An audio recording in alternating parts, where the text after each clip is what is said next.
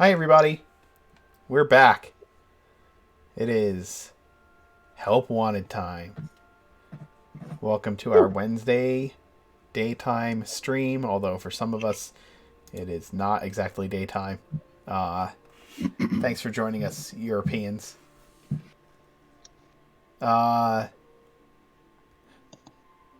Couple of quick announcements. We got our follower going. We're at 440 followers, 60 away from giving away a copy of Tasha's Cauldron of Everything, which we would love to do for one of you special people in the chat. If you look down below, there is a link that is keyed into your specific Twitch username. If you share that, you get points. You go up on our leaderboard, so that's pretty fun. Sometimes I do giveaways based on that leaderboard, although it's been a little while because Justin has dominated the leaderboard for months.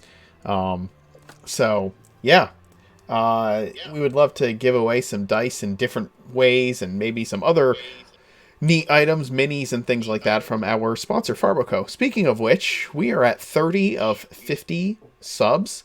When we reach 50 subs, we'll give away dice for the month of November. We are looking to give away as many dice as we can. So for every 50 subscribers that we get every month, we give away a set of unicorn dice, care of our sponsor, farboco.com. You can go check them out at their website. They are awesome people. I know they deliver here to the continental United States. I'm not sure about their international shipping yet, but please feel free, go take a look at them. Go take a look at their site and support a awesome company.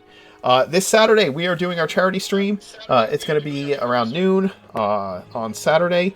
It's going to be a part of Extra Life's Big Game Day to raise money for Extra Life and Children's Miracle Network. Come watch as 5 or 6 12th level bards drive me up a fucking wall for 4 to 6 hours for charity. It should be a fantastic time. Rye, hey, welcome to the chat. I see that Nora and David are here too, checking us out. Why don't we go ahead and you guys can introduce yourselves and your characters, and we'll remind everybody what happened last time, which I totally remembered. Without any help from anybody whatsoever. None. Greetings, everybody. I am Big Lundy, known here on Twitch and on Twitter and such. You can go ahead and follow me on those two. I am playing Kolak Couture Darren Tuntium, the red dragonborn beast barbarian, leader of the Kolox Crushers, which is a whole of two other people right now. And the man who might be starting the first war in quite some time in Oregon. So this should be fun. To be fair, I think Lord Groft had jumped the gun on starting a war. I'm ending it!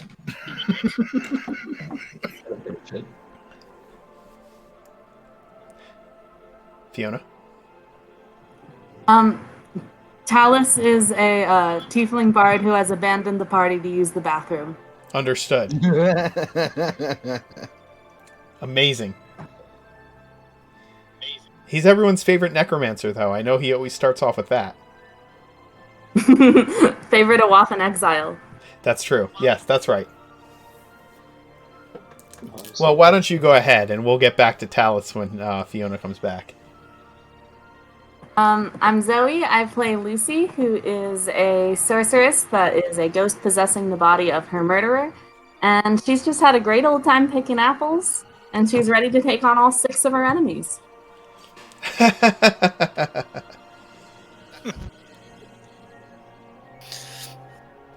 And hi, I'm Mike. I play Marek, a half-elven Gloomstalker Ranger, who pretty much the moment along for the ride of creating the war.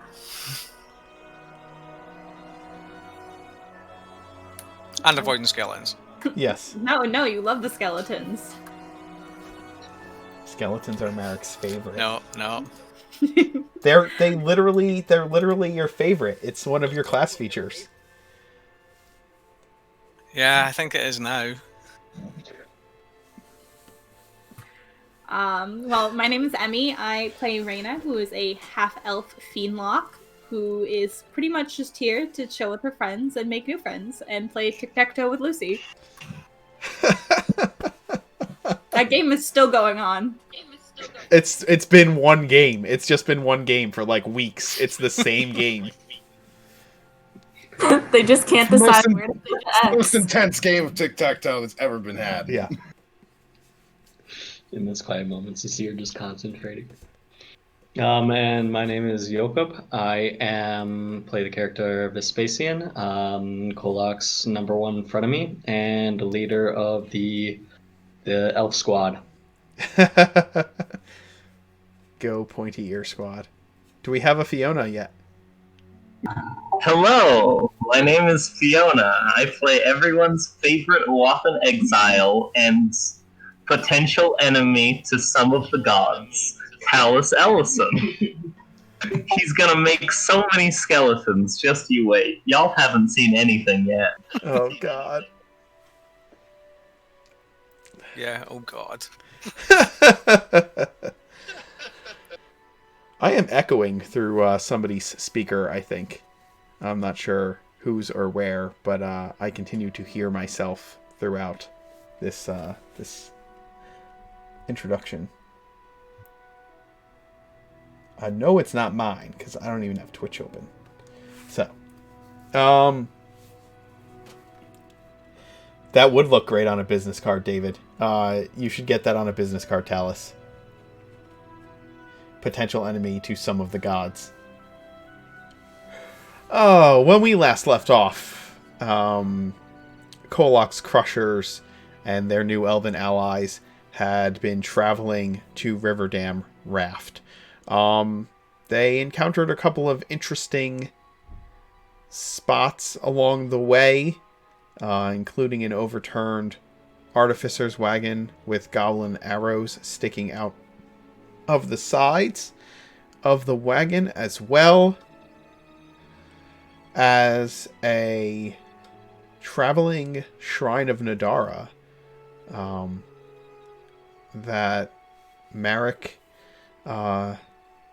was able to make a bit of a connection with the standoffish priestess there, and the entire party was able to discover some information about Riverdam Raft and some of the events of the larger world. Now on their way, just outside of the Great River and the city of Riverdam itself, arrows started to fly at our friends in the party. So I think it's time to roll for initiative. Give me 1 second to get that set up, and we can What do a that. fun start. Yeah. So spicy. Immediately being assailed upon by unknown enemies. Yeah. Enemies unknown. Who doesn't love some unknown enemies? You guys heard the whispering. Does somebody have a weapon of warning in the party? Talus doesn't. Okay. Nope. All right. Well I then, know of. I'll need some perception rolls. Actually, I won't. What's everybody's passive? Mine's 14.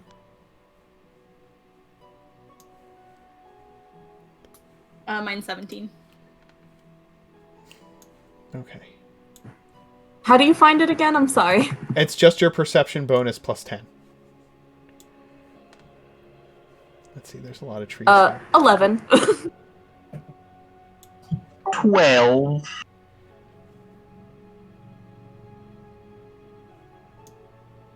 Okay. I think then that Talus and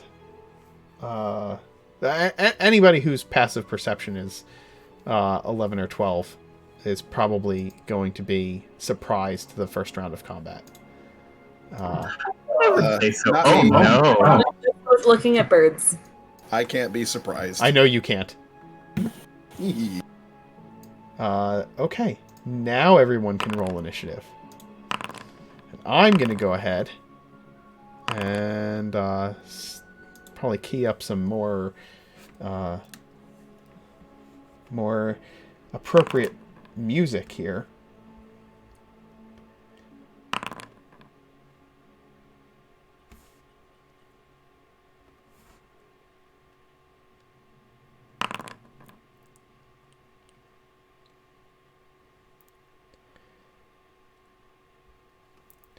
Oh, are you guys in the chat? Are you guys having a watch party over on the Discord server?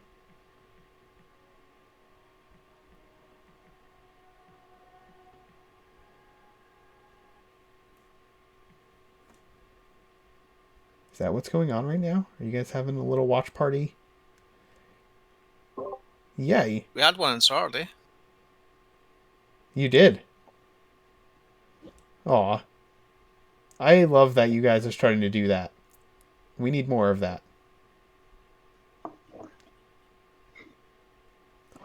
We need people to get in on the Discord server to start jumping in on that too. Where the hell is my combat music? See, I can't take time off anymore. I lose things.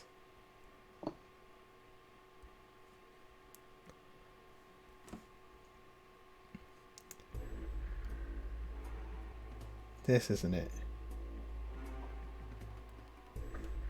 Dang, those are some dexterous archers. What? Oh, the archers. What are you looking at? Good. Oh, I was just saying they rolled high on there. Oh, yes. They did a good job. They did. That's impressive. Some impressive rolls. Yeah, they're pretty good. They're pretty good. Where is it? Is this my... Here it is. Okay, sorry.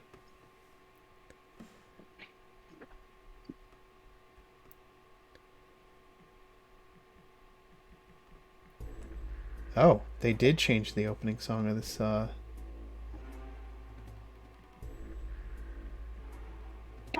There, I have now added the appropriate number of skeletons.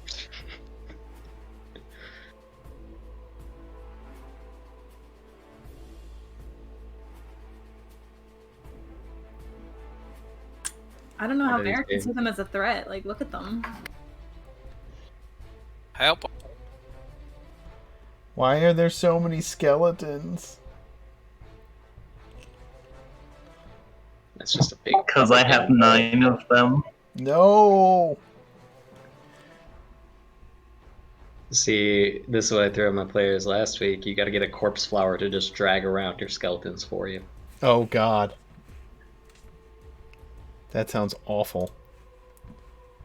Pops them out for you. All right. Wow. Well, 1, 2, 3, 4, 5, 6, 7 archers are going to shoot at you guys before anyone gets to go. Which makes sense because I described the archers flying, or the arrows flying at the end of the last session. So, here comes 7 archer shots. And they get 2 attacks with their longbows. So 7 archers making 2 longbow attacks. So let's see. There's 6 of you, and that's going to be 14 shots. Oh, plus 1, 2, 3, 4, 5, 6, 7, 8, 9. Are the skeletons still inside barrels at this point? That's a good question. If we're surprised, I'll say yes, and I'll just put them all into 2 places. Okay. Then the 6 of you are each getting shot at twice. And then there's 1 more archer that gets to shoot twice. And they'll shoot at the most threatening thing.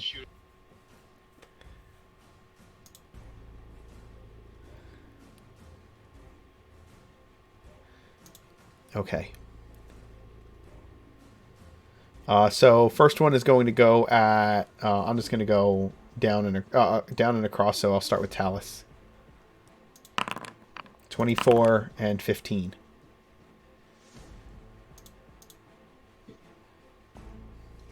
Is there any of those that... Does the 15 hit you, Talus? 15 hits me. Okay. I have an armor class of 13. You're going to take 28 damage total. Cool. Cool. Kolak, those are both going to miss. Right, your armor class is higher than a 14. You're muted, but I think you said yes. Yes. Okay, I just wanted to make sure. Sorry, I forgot my it's what, like, running. is an 18 your armor class, or 17? My armor class is a 17 normally, a 15 when I'm got my claws out or my glaive out. Understood. Okay. All right. So, Marek, 17 is the highest one? Hits. Okay. The 15 does not, correct? 50 misses, yeah. Okay. AC 16. You're going to take 9 damage. Lucy, 16 and 12. I'm assuming the 16 hits? Not official. Okay. Were you surprised this round? Oh, I was. Can I Okay. not do reactions if I am? No. So you'll take the one shot for 20 damage. Oh, rip. Okay. Yeah. Their first attack gets a bonus on it. I sure hope so. Let's see. Okay, so that brings us to Rena. 9 and 25. That's going to be 9 damage, Rena. And then Vespasian, 16 and 18. 18 hit. All right, that's 9 damage to you. And then I think that the last archer would shoot at the biggest, most threatening thing on the wagon. So, Kolak, 20 and 17. Both, yeah. All right. So you're going to take 27 damage total from the 2 shots. So that's the first 7 archers.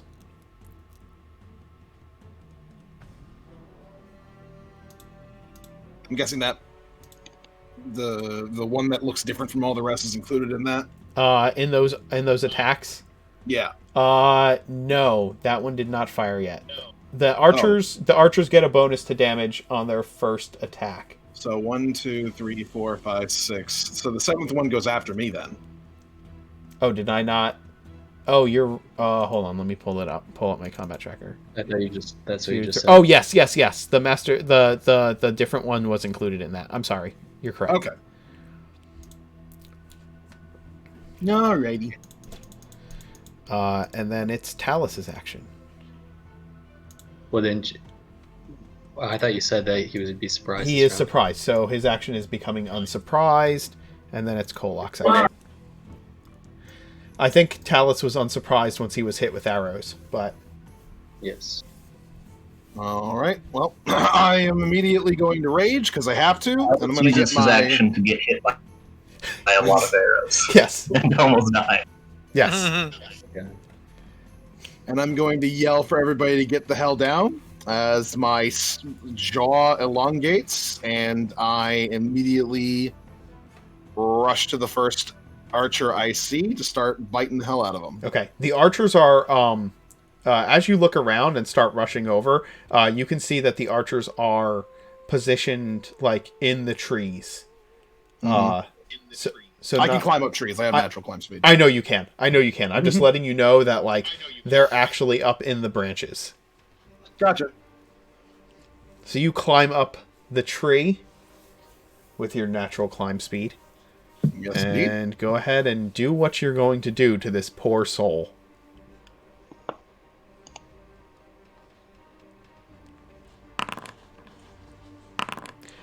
Oh, those will hit.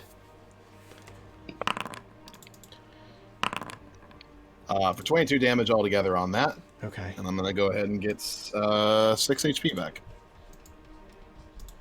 All right.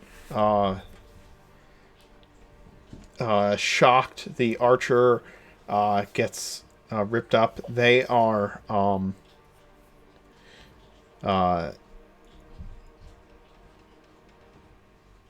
you are looking at a halfling archer in this tree that you have just ripped into.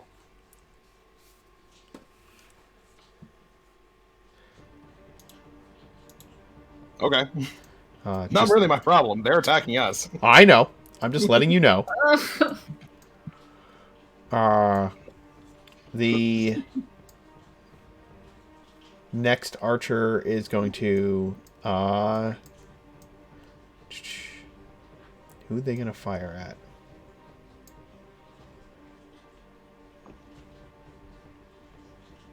I'm going to roll it. Who didn't get hit? Did everybody get hit once? I certainly did. Yeah. I think Merrick was the only one. Did Merrick actually get hit? No. Well, I think I'll fire a couple bow shots. There. 16 and 9 at Merrick. 16 hits. Okay.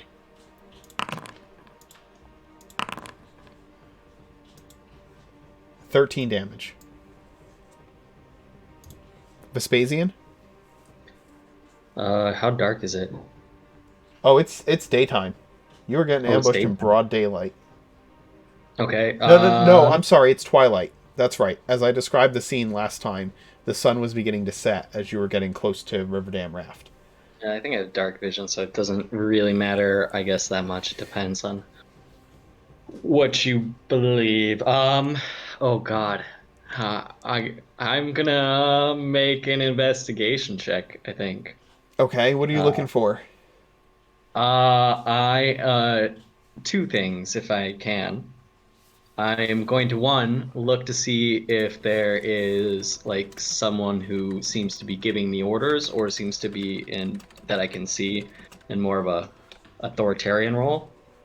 And two, I am going to look for any particular indications that they are, like, if they're an organized group, or if this is more of like a Robin Hood's Merry Men kind of situation.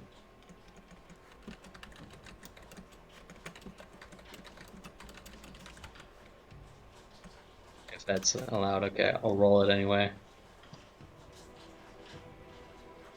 Yeah. You can do that. Okay. Looking around,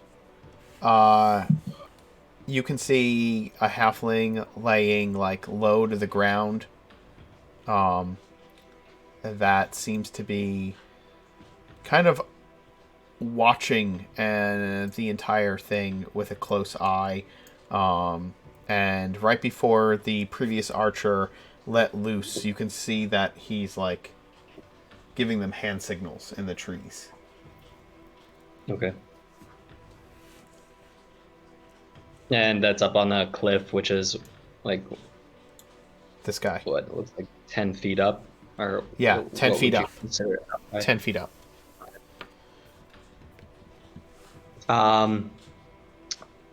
So then I would quickly point to the rest of the group. Look up there, and I guess that is the end of my turn, because I don't think I can do really anything else. Okay. You can still draw your bow and stuff like that. Oh, you saying I can attack, or? Well, Okay. just you can draw your weapons and move stuff Okay. like that. I will move, draw my weapons, and if I can use my bonus action, I might as well just use my second wind now. Okay. That sounds good. Perfect. That's as much as I lost. So Nice. Lucy? let's see. Lucy is going to use greater invisibility on Reyna, Nice. as you do.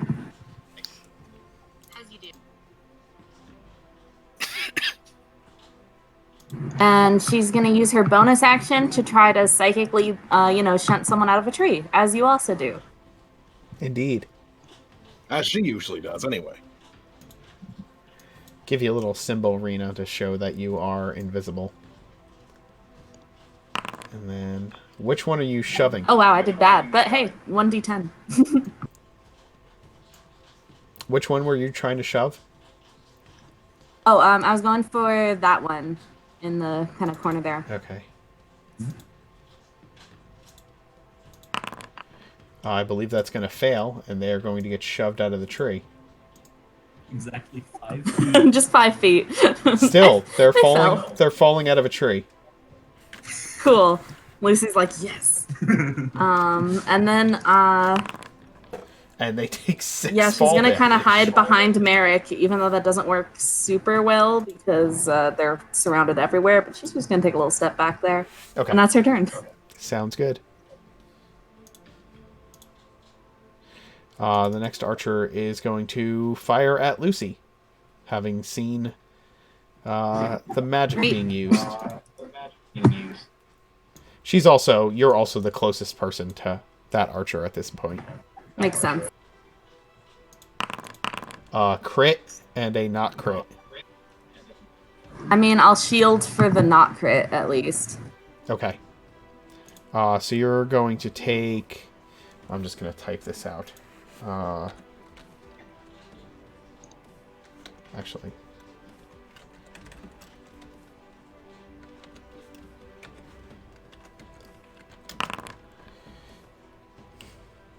you're going to take 39 damage from the crit. Yeah, I'm unconscious. Rena is no longer invisible.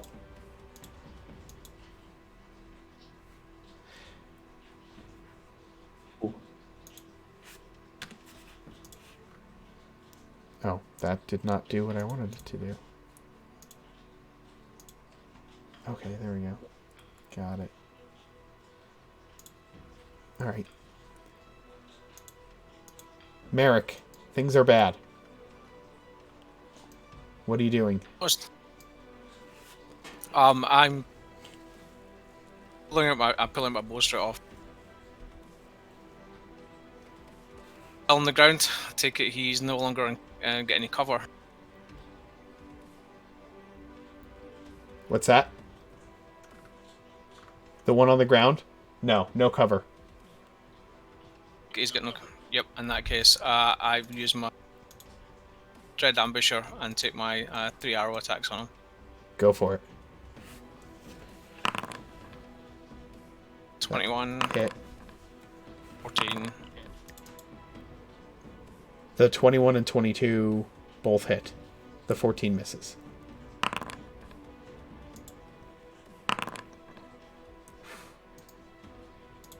$14. Okay. The 2 arrows fire into the halfling archer that has hit the ground, and they turn their bow in your direction, but they are wincing in pain. Rena, what are you doing? So my original plan was to try and talk to them, but since Lucy got knocked unconscious, she is now very pissed. So she is going to... I may need help because I'm still really bad at doing area spells, but I'm going to cast Fireball. Where are you trying? Forest fire. I think I could do, like, up top where the more of them are. It's a 20-foot radius, right? Yes. Okay, so I am putting down a fireball, and then we can move it around to wherever you want.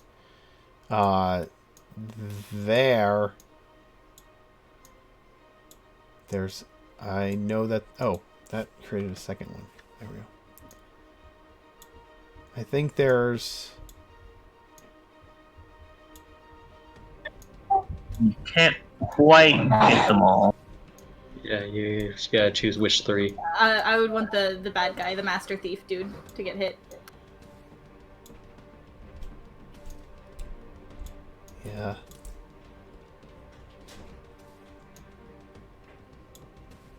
It is just in the right spot that you can only get 3 of them. That's okay. I'll take 3 of these. Okay. They will make dexterity saves. And you can go ahead and drop the fireball into into the chat.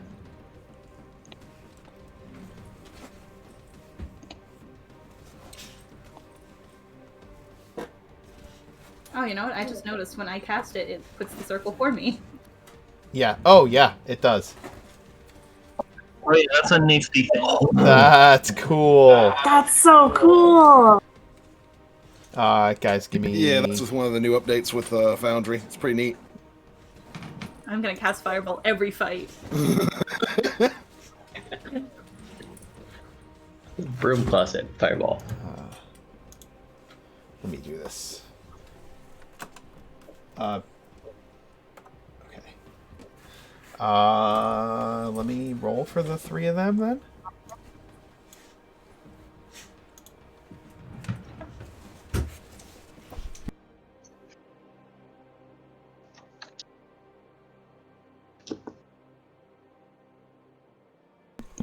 Okay.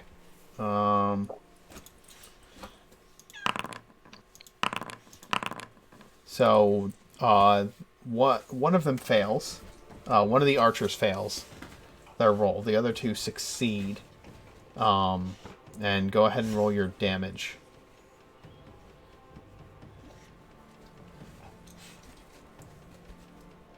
That's freaking awesome, by the way. It is so cool. That's pretty exciting.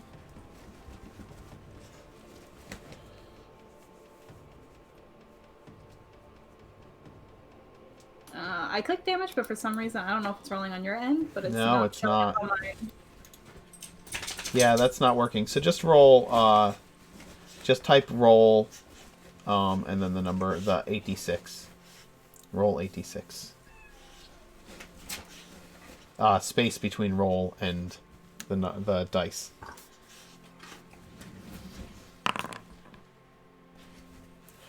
$30 That's so good. damage.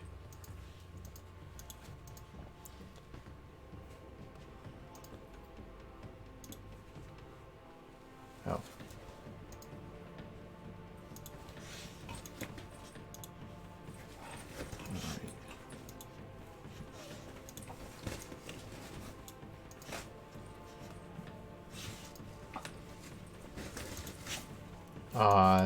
Okay. They get burned by the fireball to one extent or another. One of the archers look far worse off than the other 2 as the fireball explodes around them. Yeah, and I'm gonna yell at them. That's what you get for hurting my friend. The grass and trees are now singed and burned all around that area. The next closest archer is going to fire at Rena now that she has launched a fireball at her companions.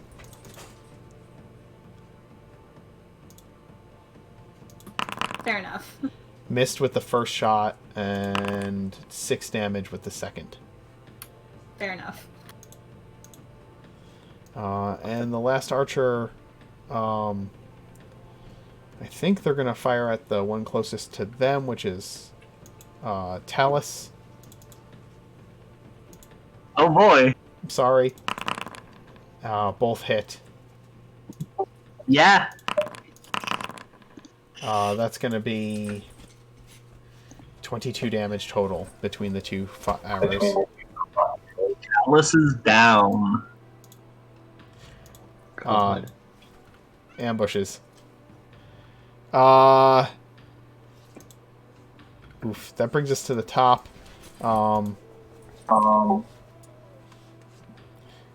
The Master Thief, the one halfling that was kind of ducking down and giving orders, Vespasian, he's singed. His cloak is singed from the fireball, and he kind of shouts down to you. I don't speak halfling. No, he's shouting in common. Okay. 2 of your number are already down. Surrender yourselves.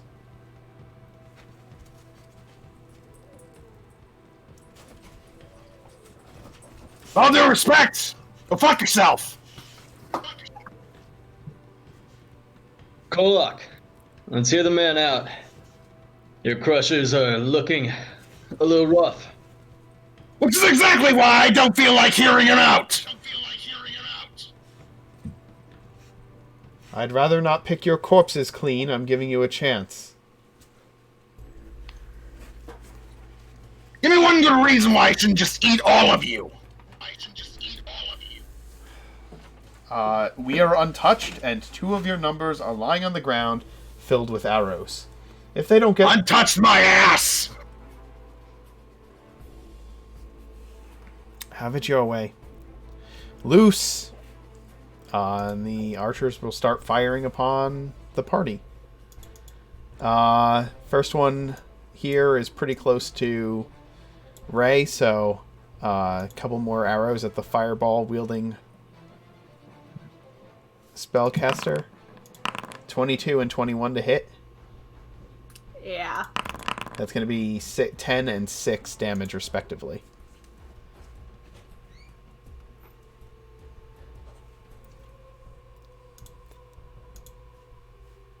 The archer in front of you drops her bow, Kolak, still in the tree, and draws a short sword, and is going to make an attack with her short sword. 14 to hit. No. Okay. She's going to... Oh, you have Sentinel. God damn it. She doesn't know that, though. She's going to risk the attack of opportunity and try and jump down the tree and move. Well, I rolled like absolute shit, so... That will miss. So she's Literally going double to, threes.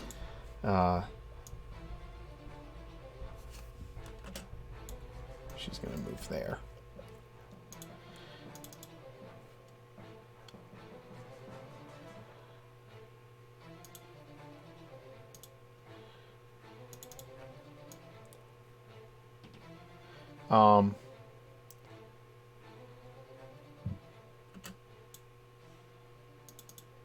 The Master Thief will move up to you, Vespasian. Does he still speak for you? His short sword is drawn. I kind of, I just hold up 2 fingers. Everyone stop. What is it that you want? Last time I checked, I don't make many friends who fire arrows first. Though I can respect it. He looks you up and down and looks over at Kolak, looks at Merrick. You're bearing arms. You're wearing various armors and armaments. You seemed like the type that it would be necessary to strike first and ask questions after. Surrender your goods and your gold. We carry no flag, no banner. What's that? Yeah. I said we carry no flag, no banner. Uh, Why would you consider us a threat? Maybe we're just little merchants passing through on the road. To be fair, I carry a banner. yes. Oh, I don't know. Yeah, I mean, Yeah. that's Yeah, it's on his glaive. It's on his glaive. But the thief, the Master Thief simply says, I simply require your goods and your gold. Leave them be and take your lives and leave. And what happens if we take your life first? As you may take out a number of ours, but I'm sure you wouldn't walk away with many men after it was all done. He looks around. You're outnumbered. And again, I remind you, you have 1 at least gravely wounded, and 2 who are laying on the floor bleeding. Laying upon the ground bleeding out. While they're doing that and talking, we'll see. You're Then Talis, sorry. cutting in and out a little bit, Mike.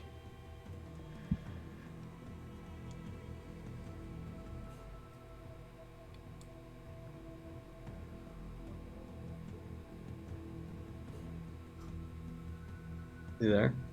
Yeah, he's probably looking Yeah, at something. is that better? Is that better? Yeah, that's better. Cool.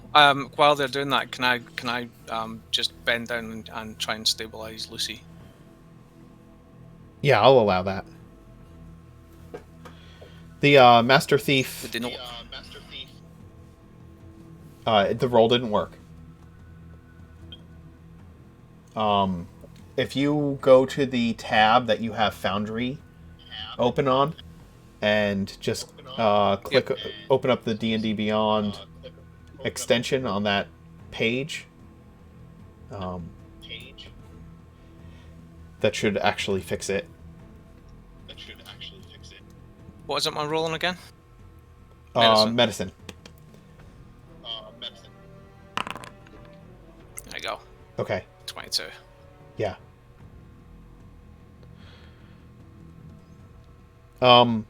The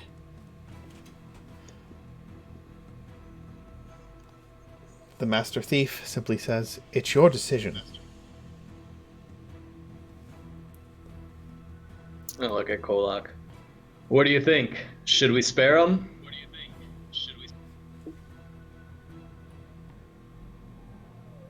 You're muted, Alex. God damn it.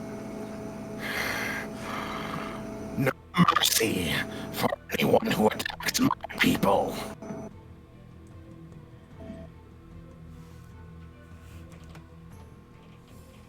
Fair enough. And I am going to pull out a scroll and put my hand on it, and you're gonna watch the sigils light up, and I'm gonna cast Summon Greater Demon. Oh God. Well, hold on. The scroll.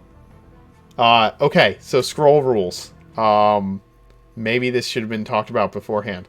You have to be able to cast the spells that you have to have the spell list, access to the spell list that spell is on, in order to be able to use a scroll of that. Oh, yeah. I didn't know that. Yes. Oh, so those are basically all useless then. In the right hands, they're not. You have three spellcasters, three spellcasters and a half caster in the party. So one of them would be able to use that scroll. I had no idea about that. Yeah. Never mind, I do not pull out a scroll, put my hand on it, and watch it fizzle there. Raina, use that scroll. What's that? I was gonna say, Raina if can you use it. knew that, you could give it to me. Yeah, and- Arena could have had it, right? So, I will allow you to retcon that, because she is a warlock, and Summon Greater Demon is a... It's a warlock spell. It is a warlock spell. So, Raina could have it. Yeah, I didn't know that was scroll rules. So you could as a part of, you could shout to Raina to use the scroll, which would work but just she doesn't fine. have it. I do. It's in the bag. I know. I'm saying I can, since you, the player, did not know that, that would it would be unfair of me to hold you to the fact that you kept the scroll, because I feel like Vespasian would have been smart enough to give the scroll to someone who could use it. Yeah. I that already make gave away sense? the spell book. I would have, yeah. I definitely would have given away the scrolls, because I've already given away basically everything Right. I come across. Right. So I'm willing to say that you passed out the scrolls to others at some point. Okay. I don't think that's retconning it too hard to say that. Okay. And yeah, the truth is I probably would have given it to Ray to start, or because that's kind of how I already did it last time. That's fine. To divvy out things. So yeah, I'd say she's got it. That's fine. So you can shout for her to use the scroll. Right. The Master Thief is going to. I guess that was an attempt at persuasion with you. Do you want me to roll persuasion? No, Intimidation? I'm thinking that would he attack you on his action, or was that mostly talking? I think he's giving you the chance to surrender. So he's going to step up to you, take the dodge action, and simply speak with you. And that'll be his turn. Okay. Okay. I was gonna say, how worse for wear does he look while he's doing this? Not Does he look? very. Like I said, his cloak is singed and whatnot, but he seems, for the most part, unhurt. The next archer, the one that fell out of the tree, is going to step under the foliage and use the tree as some cover and peek around it and take a couple of shots at the archer that shot her. Merrick. 9 and 12 are not going to do it. The next archer is going to shoot at Rena. Please miss. 11 and 21. 21 will hit. That's going to be 8 damage. I am barely up. Okay. The next archer is going to shoot. I think at Kolak in the tree. Kolak, you will get +5 to your armor class for cover. Alright. They do not have sharpshooter, so I'll just roll the hit. 19's not going to do it. The other one's a 7. The next one will shoot at you in the tree as well. Hayes, leave her alone.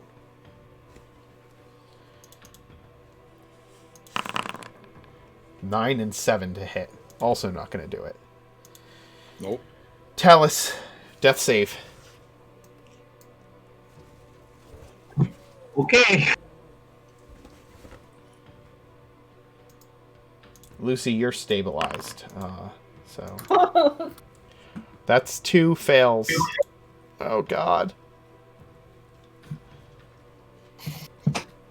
Bye. I'm just saying we could have talked about I see the light at the end of the tunnel. Kolak, it's your action. You, man. Coming down here. Yep.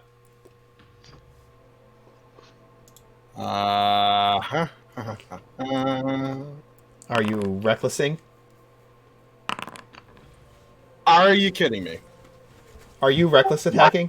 Because he took the Yes. he took the dodge action anyway, so Yeah, it would I just know. be normal attacks. But yes, 6-6 and 6-5. All right. Yep. Sure. I guess the fates have decided what's going to happen here. I do not control the dice.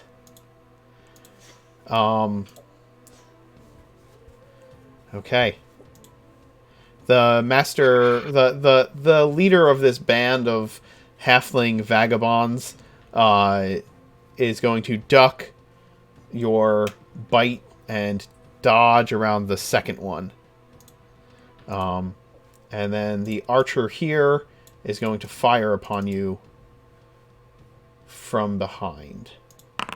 That's going to be a critical hit, which is going to be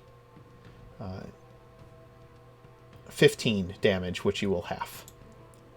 And then the second attack is a 13 to hit, which will miss. Vespasian? I look at him and I say, how about a business proposition instead? What did you have in mind? We're looking to hire our own band of your compatriots, you and your compatriots, and you will be well rewarded, plus whatever else you can scrap together, as there is a war brewing to the west of here. And there'll be plenty of easy caravans for picking off. We will compensate you with coin. That's why we're here in the first place, is to hire an army. Though I have a fear if you kill us now, you won't be able to get the rest of the coin that's owed you. If you accept.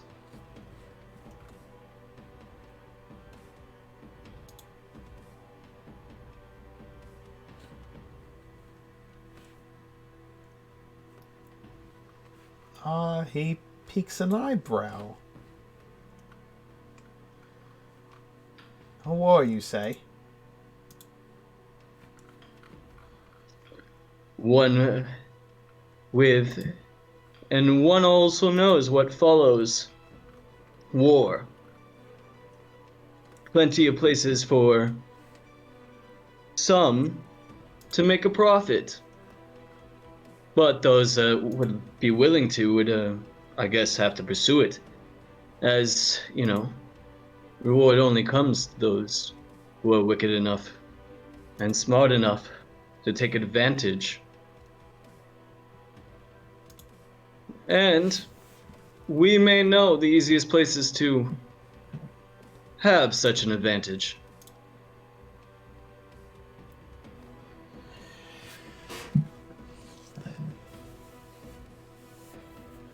He looks at the. Sorry, go ahead. He looks up at Kolok's banner. Looks over at you.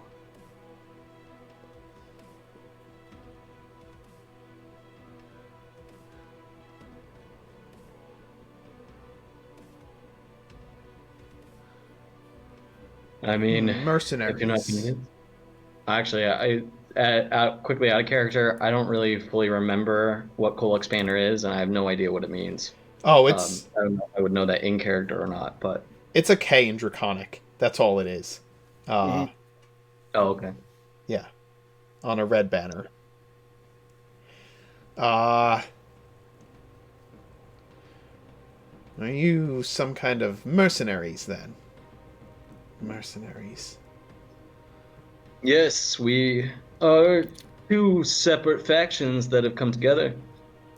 As those who know, there's always strength in more numbers, especially when it comes to reaping rewards. And the armies ahead are bountiful enough easily for our two mercenary groups to combine as one, and I think we would be more than willing to share the profits 3 ways, if so inclined, as I can see you have quite a skilled group at ambushing, and we will need that. While they're busy talking again, I'm going to grab out of my pocket the potion of greater healing that Vespasian gave me earlier, and I'm going to feed it to Talus. Okay. Oh, friendship! Sounds good. Give me a roll the dice for that. Greater healing is 44 plus 8, I think. Yeah. Oof. Oh yeah, 44 plus 4, so that's 11. Talus, you have 11 hit points. You're cleared of all failed death saves. Hey, Merrick saves Talus's life. Yes.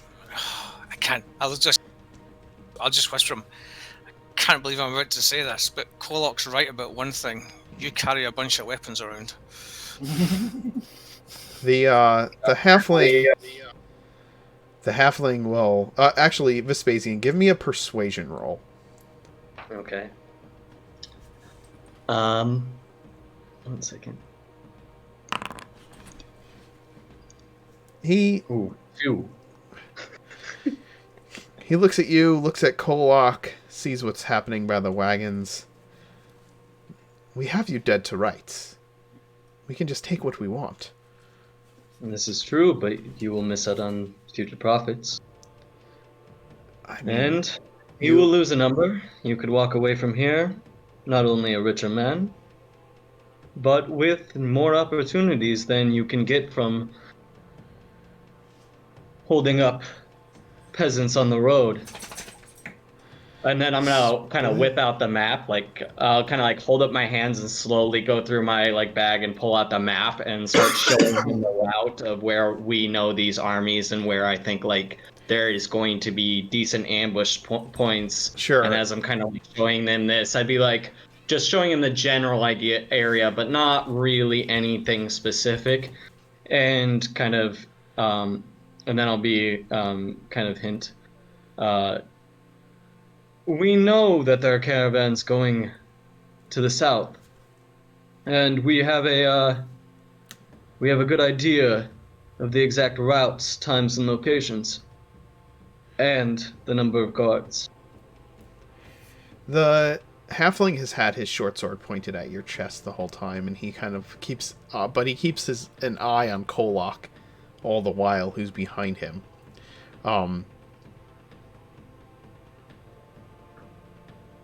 Yeah, if someone else wants to do something. Yeah, he's gonna say real quick, before you're going to get the map, and before you have a chance to like show him everything on it, he says to you,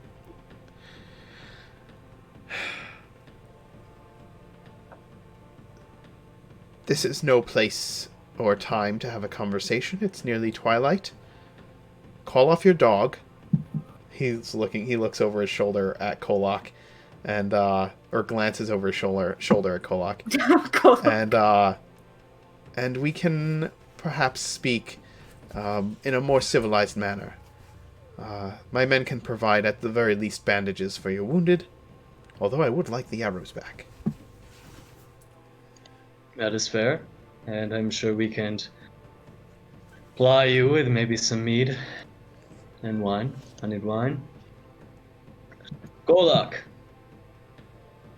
What? I think you leave this to me. You should tend to your friends.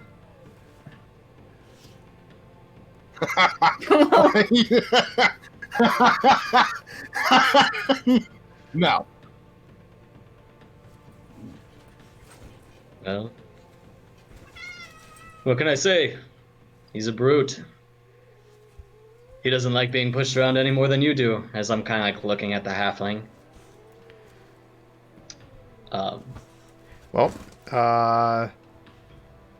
Lucy's stable. The archer here is just going to spend her action kind of aiming at Ray. Won't take a shot, just take an action to aim. Merrick, I'm going to say that you've used your action stabilizing and healing the other two. That's fine. Ray, what are you doing while all of this conversation is happening? Out of character, I have a question. So as far as what's in our wagon, all of the valuable stuff is still in the bag of holding. So all of the stuff in the wagon is really just like dead bodies? Yes. That is correct. There is one barrel with fresh corpses and 2 barrels filled with skeletons. I'm gonna look at the halfling and be like, I know a lot of shit is going on right now, and everything's a little crazy. I personally really don't want my friends to die. You can look in our cart. We really don't have much. We're actually really bad mercenaries. But you can like look and see. We really don't have anything of any value. Okay. And Greg literally has like nothing on her. Like she's literally in like peasant clothes pretty much besides her armor. Like she doesn't look like she has anything. Except for she's covered in blood. Scroll of Greater Demon. There's that. There's also a Banishment Scroll that I probably gave out, and 2 Dispel Magics. So... Okay. And since I already gave the whole Book of Necromancy, I would have split it between the other... so Lucy would have gotten... probably either Banishment, and they would each both have a Dispel Magic Scroll. But Talus wouldn't have gotten any of those scrolls, because I would have divvied out the other ones to the 2 others. Okay, and if I do have my action, could I cast Suggestion? On which one? The leader. And your suggestion is to... This fight is not going to be worth it for either of us. We'll make sure Kolok does not kill anyone or go crazy. If you could just please not kill us. So your suggestion is don't kill us. That's the suggestion. No, Here, put the spell in chat. My original plan was to use it on Kolok, but I don't think this is anything reasonable to ask of him to not kill the halflings, so I don't think it would work anyways.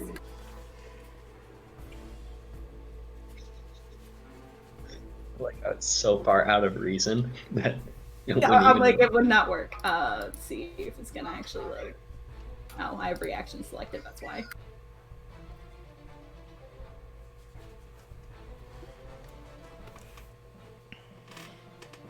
Is it going? There it is. You suggest a course of action limited to a sentence or two, and magically influence a creature you can see within range that can hear and understand you. So what would your suggestion, what would the actual suggestion that you send forth with the spell be? This fight would not be worth it for either parties involved. Let's not fight, since it would not be worth it, and go our separate ways. Okay. He'll make his wisdom save.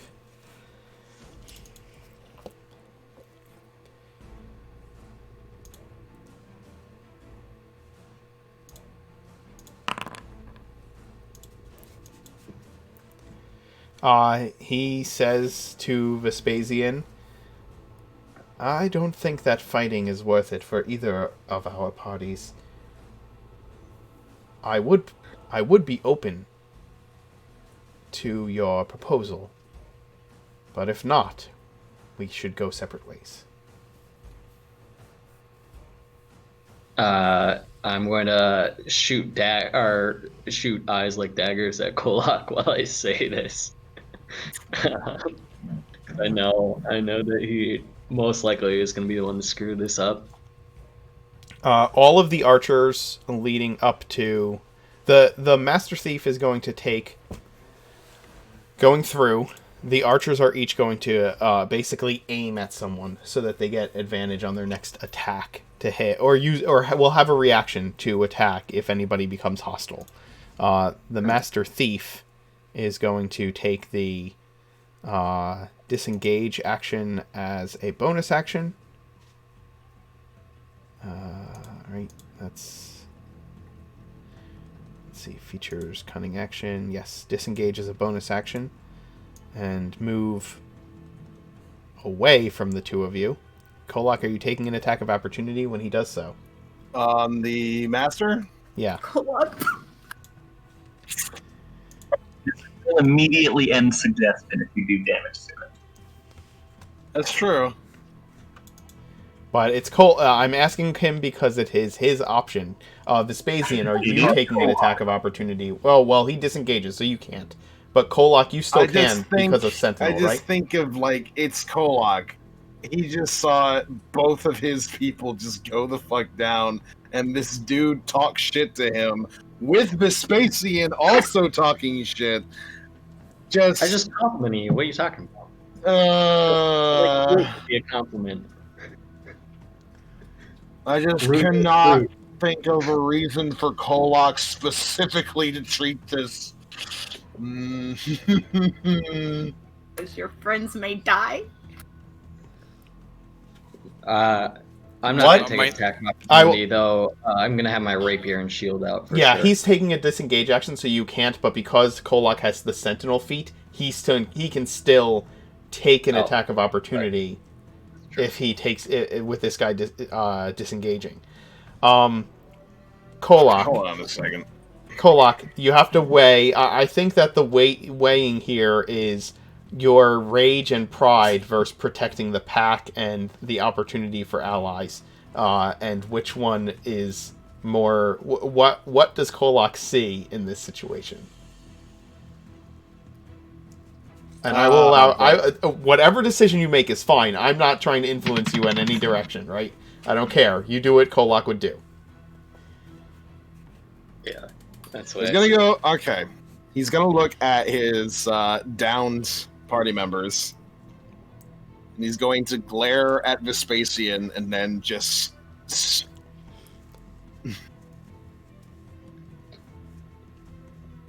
let down his rage. Okay. The Master Thief is disengaging. as his bonus action. As his action, he is going to continue to take the dodge action. Are we all good with talking? And the rest of his archers, again, are each going to ready a shot at somebody, depending on what you all do. Talus, you are healed and conscious, but on the ground. Merrick has administered the potion and has said what he has said to you. What are you doing? Talus is going to very slowly stand up. He is going to walk over to Lucy. He is going to heal her. Okay. Kolak, it's all you, buddy. You've let down your rage.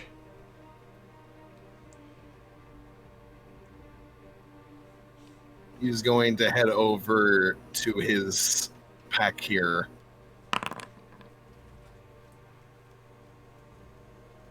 And make sure that the both of them are okay.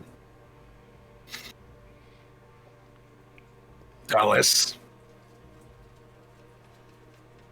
Lucy. Yes. Are you okay? Are you okay? Lucy like sits up and she's looking around. She's like, ah! And like kind of puts her hands up in a defensive position.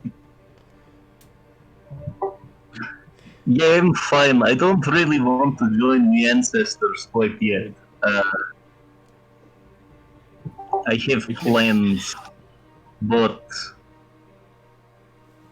I still think we could win this fight. But you know.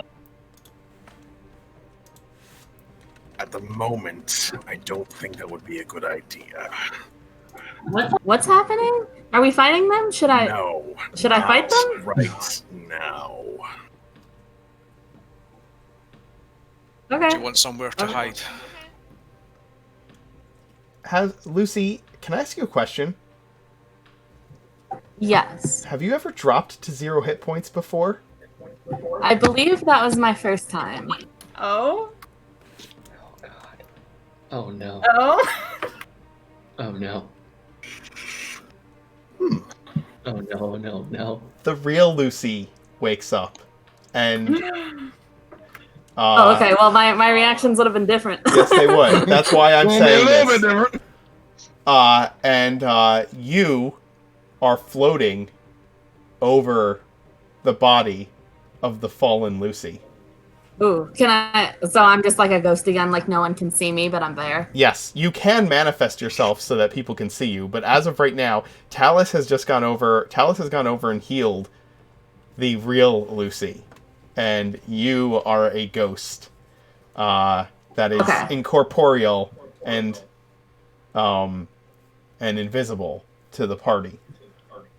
I think Ghost Lucy is kind of frantically figuring out what's going on, and I think, Lucy like sits up and like has a very long shudder. She's like, feeling her own body and knowing that she's in it again. And then her first instinct is to like rummage around in her bag for the greater healing potion that I've held on to for several weeks. I think Ty gave it to me. And then I'm going to drink that to heal the rest of my health, or at least some of it. Okay. The real Lucy is much smarter than Nethy, correct? Yes, so my intelligence actually goes up. When Kolak asks how you're all doing, what does Lucy say? First, can I roll for my greater healing potion so I can see how much I healed so I can better answer? Yes, of course. How much do I roll for that? I had just written down 40, the words. 44 plus 4.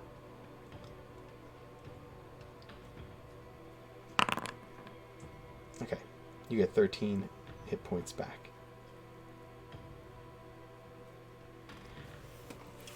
Looking at the ghost, the creature, to see how, just to kind of like use that possession as a rule of thumb for what has happened with you and Lucy. The possession lasts until the body drops to 0 hit points, or the ghost ends it, or the ghost is forced out by some kind of an effect, right? Some kind of spell effect. Is Lucy also not able to see the ghost anymore? Yes, the ghost reappears in an unoccupied space within 5 feet of the body. So she cannot.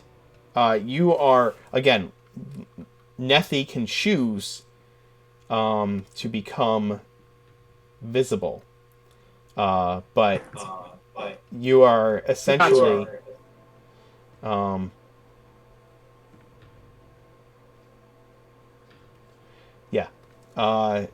You can choose to be visible. I think Lucy will, down her, basically chug that health potion, and then, shudder and stand up and just say, like, I'm in a decent amount of pain, but I've been worse. Well, we're not going to fight the bandits. Vespasian has managed to calm them down and convince them not to rob us, at least for now. We're going to converse with them for now. Kolak is so unhappy about this. And perhaps, after you rest up, we can figure out what to do from there.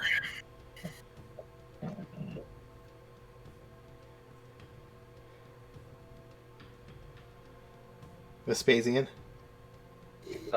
So if he was walking away, I don't know if we're in combat still, really, at this point or not. I'm just kind of using the combat tracker to make sure that everybody's on the same page before we officially end combat. Okay. That's fair. I would have attempted to walk with him as he was walking, and looked at him. Shall we walk and talk? I have some wine with me. If you have glasses, we can meet at your camp and discuss a further truce between our parties and maybe exactly how to divvy out the rewards. I want the suggestion last too. Would I know that? I probably wouldn't see this, so I wouldn't know this, so I wouldn't care. Yeah. He doesn't. He's cautious as you're walking with him. When he gets there and stops, like at that, on this ridge, he looks at you and says, "If you follow this road, and he points to this direction here. I don't know if you can see that. Yeah. If you follow the road to the east, you will reach Riverdam Raft. If you follow the path that goes past these hills behind me, and you veer off the path at the copse of thicker trees, you will find our camp. We will withdraw first and allow you to gather yourselves. Follow us in 10 minutes, and you can meet us there. Why not we go together now? As you've already ambushed us once, it would be foolish of me to fall into your same trap again. Though I do humbly accept your invitation.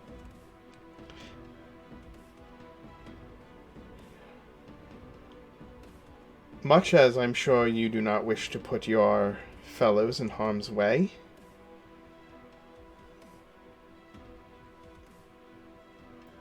I think that's fair.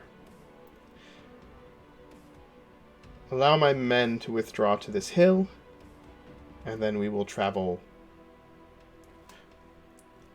with each other, in a sense. And we will escort you to our camp. I think that could be amicable. Let me discuss with my party and make sure cooler heads have prevailed, and see if they will all be joining us As you as will. we discuss and start negotiations. At that point, I'd like give him a slight bow, sheath my rapier, and walk away. Okay. Um, The halflings in the trees, he's gonna give a whistle, and they're gonna hop down and move up to the hill, as long as nobody stops them from doing so. While I see them going, I will have ripped out like the arrows that were shot at me. I'm like, wait, do you want these back now or later?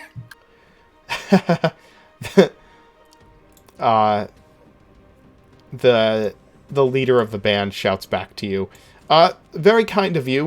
We'll take them back to our camp. Okay. And yeah, we are out of combat. You can have your chat with your party. They are going to gather up on top of the hill and await for you to be ready to move. kind of look at Talis, Ray, and kind of look around and be like, well, I think we can strike up negotiations. These might be the kind of fighters we've been looking for all along. What do you think, Golak? Not exactly a very numerous group. And also, I'm still a little sore at the fact that they almost killed my men. Well, you do not have to come with us if you do not wish. Personally, I agree with Golok. Not only because they turned me into a pincushion, but banditry, they are going to want a lot of money. I think if fighting is off the table, it would be best to cut our losses and leave. I still want to kill him.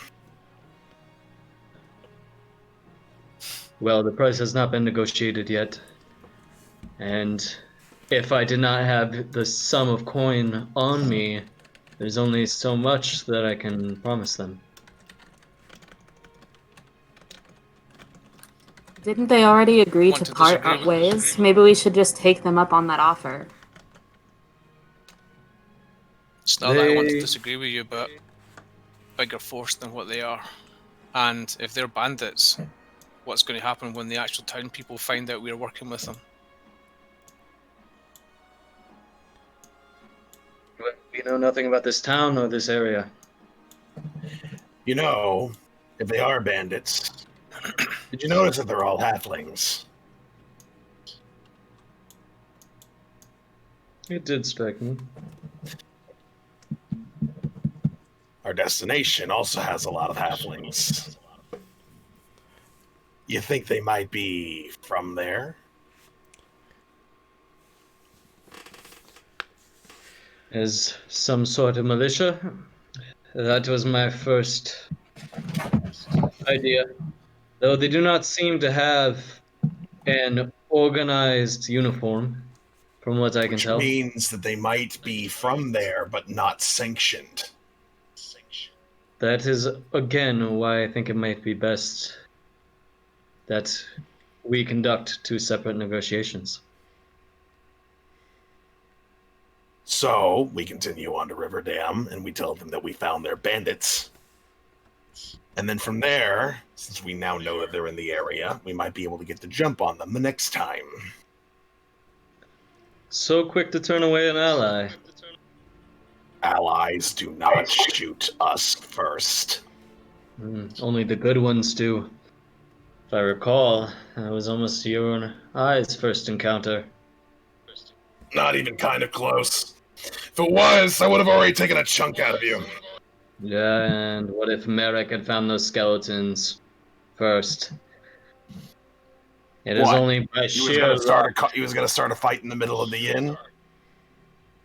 We were not anywhere near where those bandits are with us. It's not even close.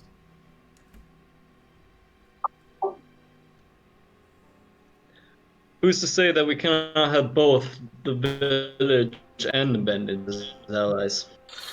Because I want to hang that bandit's leader's head around my neck. That's why.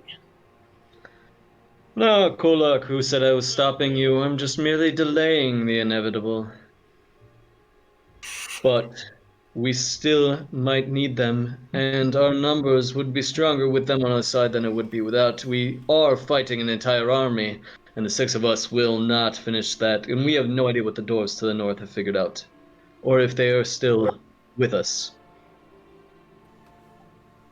Could we not still team up in name and not in person? Do we have to be around each other? Could we just not tell them orders and make them go somewhere else? Either way, I don't like it. I don't like the idea of a bunch of people who got away with hurting us, working with us. I think I'm with Kolak, actually. Well, half them leaving us, because I actually don't know about this or anything. I'm basically magically, well, not magically stupid, but fairly magically stupid. The only reason they're leaving is through the promise of negotiations. No, I'm pretty sure they're leaving because of magic. Yeah, I might. You know you were knocked out. I did do a little magic. Wait, was I knocked out when suggestion was cast? No, I think it was I was awake. I recognize the magics used. I have used them myself. That is fair. So what will it be? Do we negotiate with them now? I would like to not. I say we cut rope and run. Yeah, I can't cast Fireball again, so I think we should wait.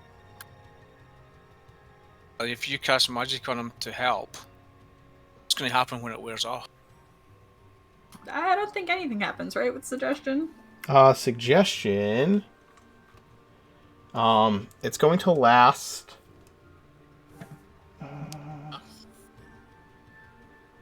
8 hours. 8 hours. When yep. when it's finished. So negotiations might be short. So, how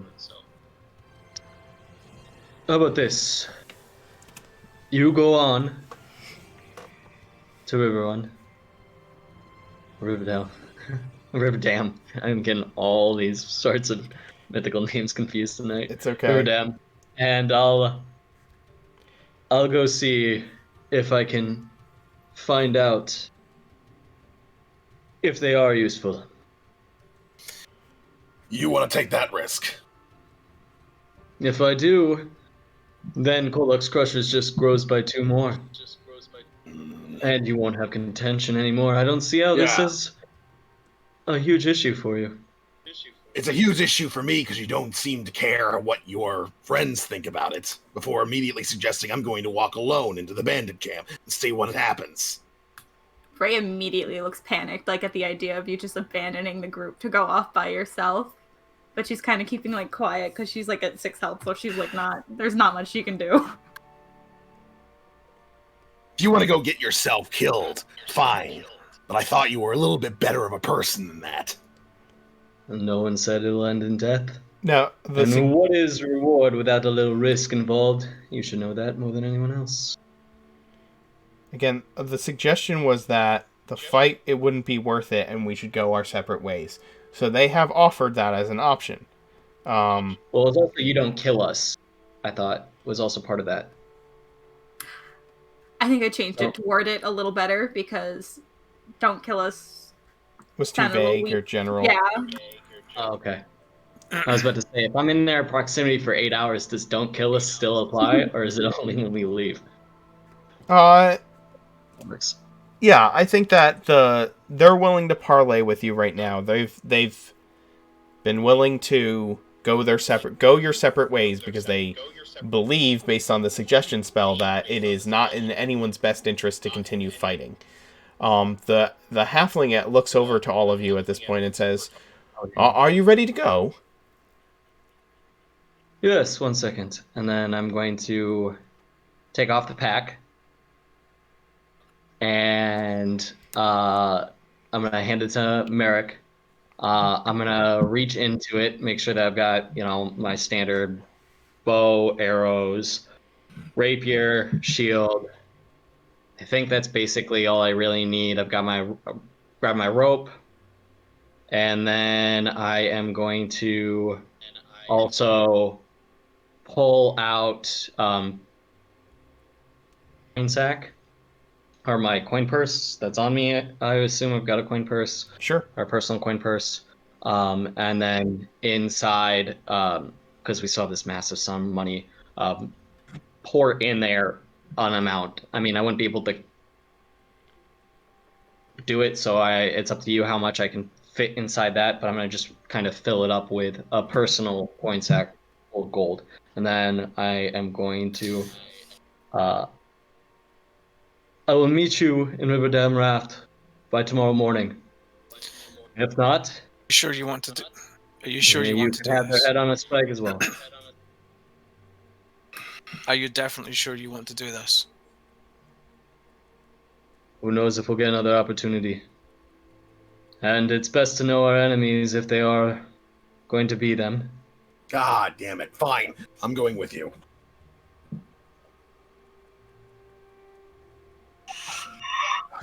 Oh, I really At the very don't. least, it'll be leader and leader meets leader, as opposed to singular guy who could be just shaken down for everything he has. It's not like I have Yep. anything on me anyway. That's true, but I really want to have to drag your bodies out of there and bring you back. It's gonna be such a pain. Well, on the plus side, you might be able to get us alive for free. As Kolak hands his coin purse over to Talus. There's probably enough in here to revive the both of us if we end up getting killed.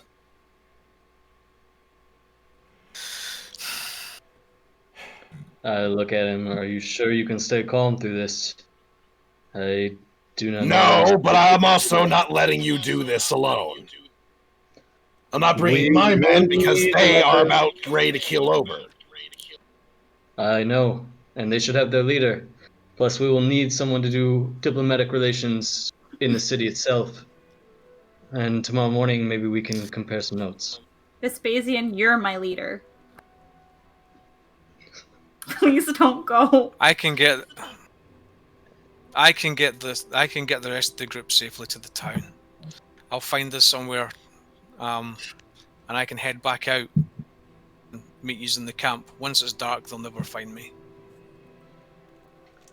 I'll be back at the 6th bell. I'll meet you at the edge of town.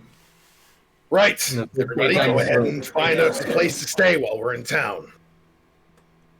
All right. Lucy seems very uninterested in what's going on, and she's just kind of been looking at the front and back of her hands. What is She doesn't Net- really seem to care who's going to parlay. What is Yeah, Nethy doing? Yeah, what is Nethy the ghost is freaking out. She's currently trying to punch a tree. It's not working. It's not working. She's still figuring out how to be a ghost again, I think.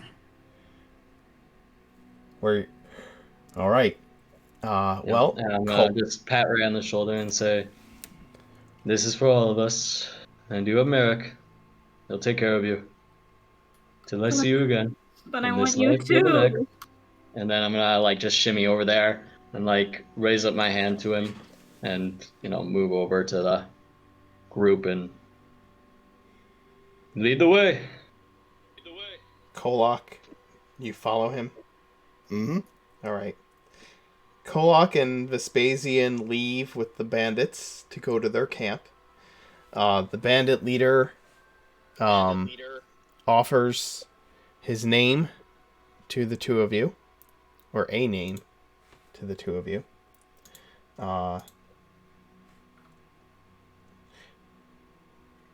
he tells you his name is Zenri, and that these are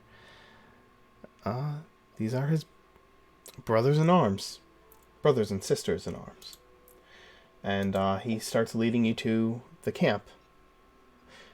The rest of you, reluctantly, turn in the direction of Riverdam Raft.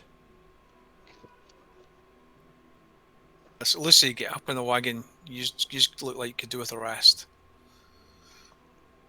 The wagon you arrest. She does not protest and just sits on the wagon. Lucy's looking for an opportune time at the moment and just going along with things until she figures out what's going on. Her top priority right now is survival. Mm-hmm. I don't think wandering alone in the wilderness is the best way to do that. Sure. Is Nethy going to follow the wagon? Nethy's going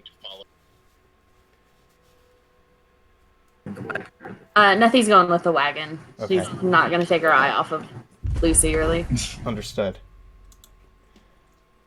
Thanks for the new follow, Lord Bizark.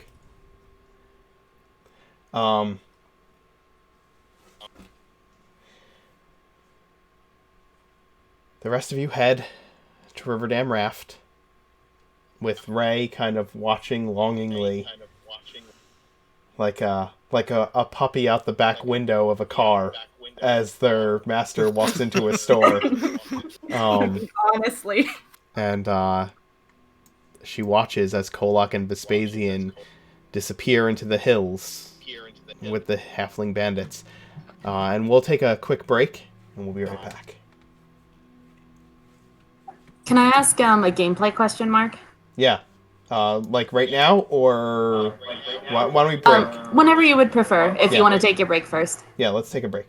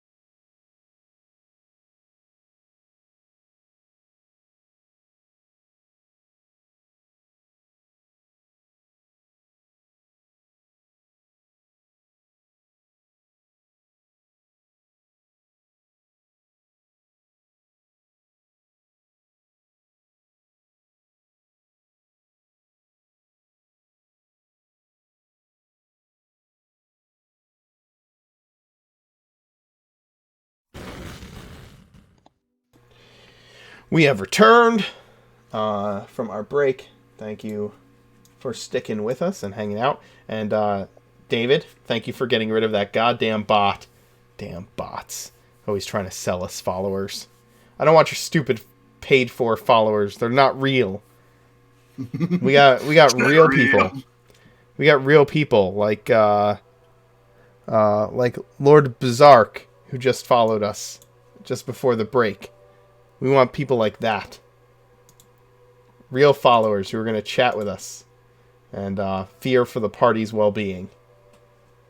Yeah, same. That's what we want. Not bot followers. All the bot followers are just Alice's skeletons. Absolute Yes. integrity here on DM the Martin. I like people who want to talk to us, man. And make comments and join our Discord server and, you know.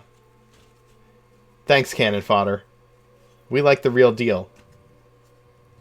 Okay. Well, when we left off before the break, everybody went their separate ways.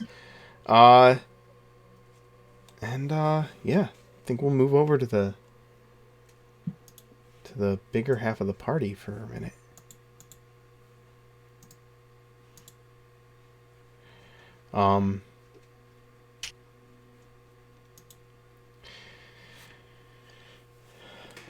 As the sun sets, Merrick, Ray, Lucy, and Talus, you come down the sloping hills, the green rolling places of Oridon in the center of this continent to the lake that sits where the two rivers meet. And you find Riverdam Raft. And actually, I'll pull up Oridon real quick.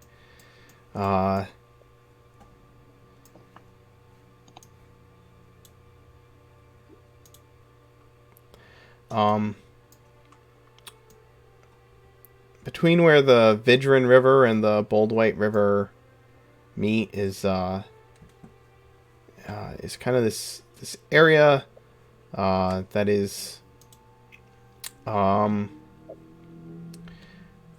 just this calm, vast lake. The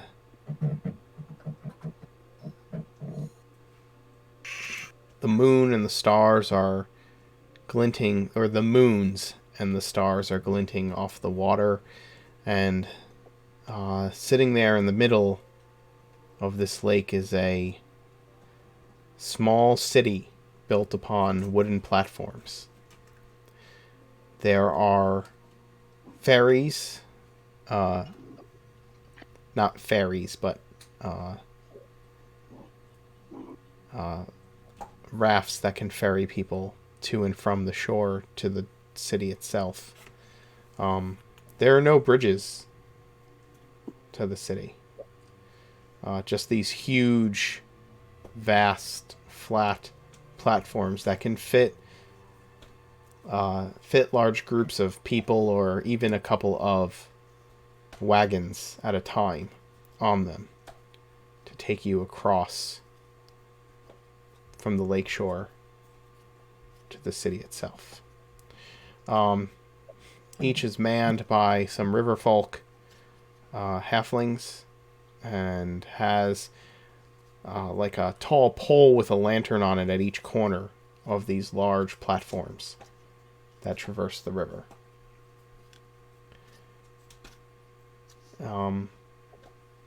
It's quiet. One sort of nearby. Yeah, there's definitely one seat nearby. Absolutely. So I'll sort of steer the wagon towards and jump down. Head over towards the halfling that's on it. Mm-hmm. How you Hello. doing?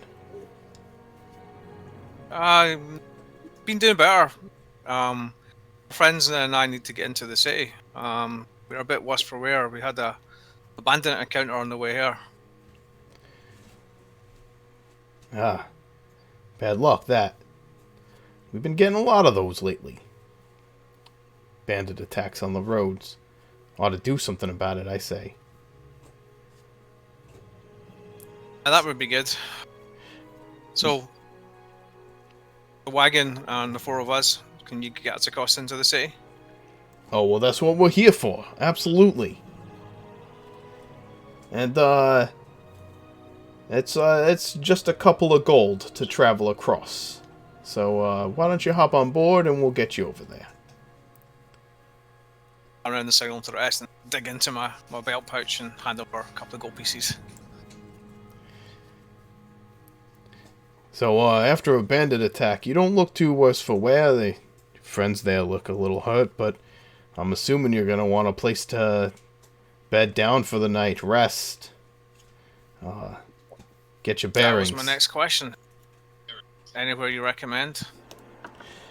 Oh, there's all kinds of places in the city. Depends on what you're willing to spend.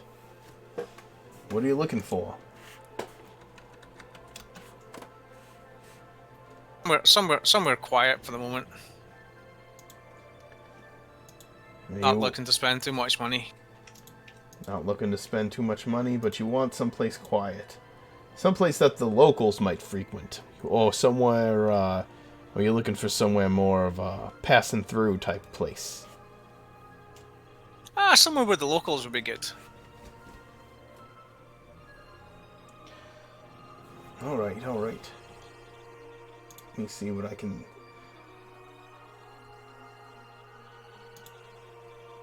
Somewhere quiet.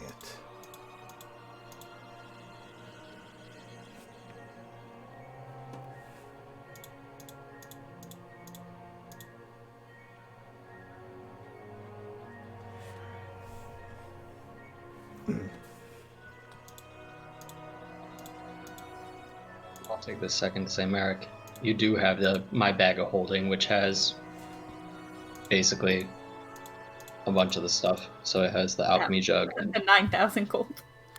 Yeah, well... Yeah, I'm not mentioning the gold.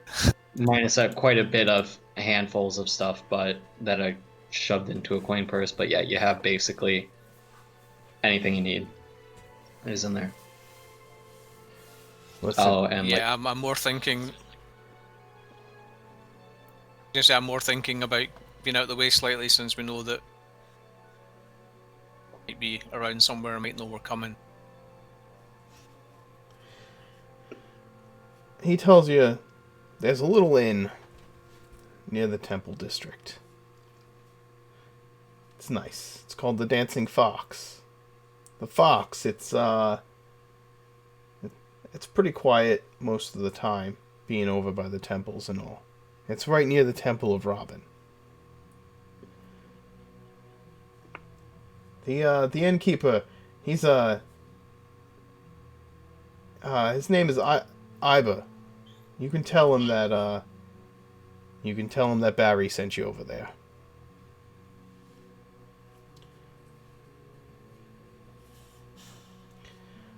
If you Thank you. Absolutely. If you do go over there, you gotta get the roast shellfish. It's delicious. Oh, that does sound quite good. He brings you into the city. There's kind of these like river docks all along it, up on stilts, and he pulls up, and it's this big U shape that this large flat floating platform slides like directly into, so that people can get off on multiple sides. Ramps kind of there are ramps that are like upright on one side, and when the raft docks into this spot, they slowly come down as the boat pushes in, like a lever. The things come down so that the carriage and wagon can like ride up onto the city itself. The whole thing is these platforms that have been like lashed together. I look quite impressed at the sort of almost the technology almost of it, given that I'm used to being a wood elf, so don't really do things like this.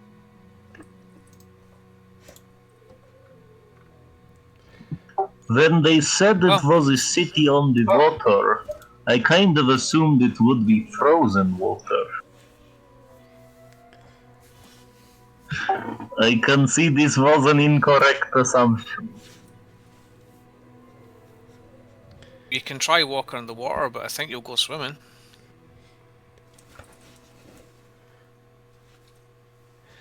Yeah, we're a little too far south for it to be frozen in the middle of summer. A man can dream.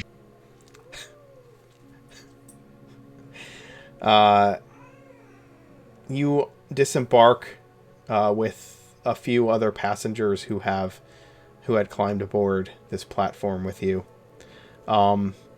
And there are some wooden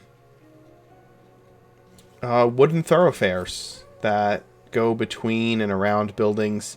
Everything here is made of wood. Like, fire would be a really bad idea in this place. And you see, actually, when you come up the ramp onto the onto the main docks area that surround this city, there are notices posted that are like on wooden boards that have been lacquered there permanently. And the notices simply say, while you are in the city of, welcome to Riverdam Raft. Mayor Ozzy Puddlefoot would like to personally thank you for joining us in our city, and asks that you bring your commerce and good cheer to our home. We would kindly ask you to refrain from the use of torches, open lanterns, fire magic, or any other use of objects that could put our fair city at risk. Fines, and unfortunately, incarceration may be necessary for those who cannot respect this request, as humbly as it is asked. For we fear that our citizens would not do well with open flame near their homes. We thank you kindly for joining us here in Riverdam Raft and hope that your stay will be a wonder. What's that, Merrick? Have you read that? Please be careful. I know how much you'll enjoy Fireball, but this is maybe not the best place for it. Ray just gives like a sad okay, but she doesn't look like she's interested in listening to the rules or that she's not even paying attention. She's just kind of laying there sad. We'll find Vespasian. He'll be back. Just don't burn the city down. In the meantime, we might have difficulty getting them on our side.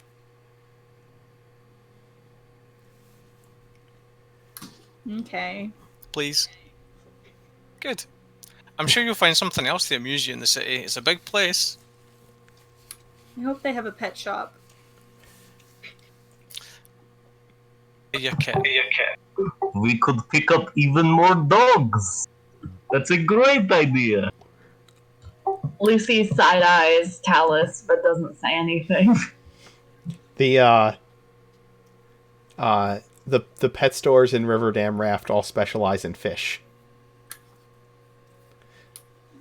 Okay, interesting. Any turtles? Of course there's turtles. Was my question. Say less. Well, there are multiple inns in Riverdam Raft. The city is smaller than Reddenbar, but it is definitely not. It is definitely larger than like a town. It is for sure a city. Even it is early evening. There are various colored lights on lampposts, on wooden lampposts all throughout the streets. Ooh, we lost somebody's video. We lost Lucy's. It was me. My computer decided it couldn't make it through the session. Okay. I have to fix the cameras, but that's fine. Sorry about that. No, that's okay. We still have a perfect picture of Lucy to utilize. Although maybe she's not quite as peppy as in that drawing. Yeah, I need to make a frowny face version for next week if she's still regular Lucy. While we were fixing cameras, I did try and follow the directions we were given towards the end. A good look at the town we go through. It's probably the biggest town or the newest town that Mark's ever seen. He's not really been in the town much. Yeah.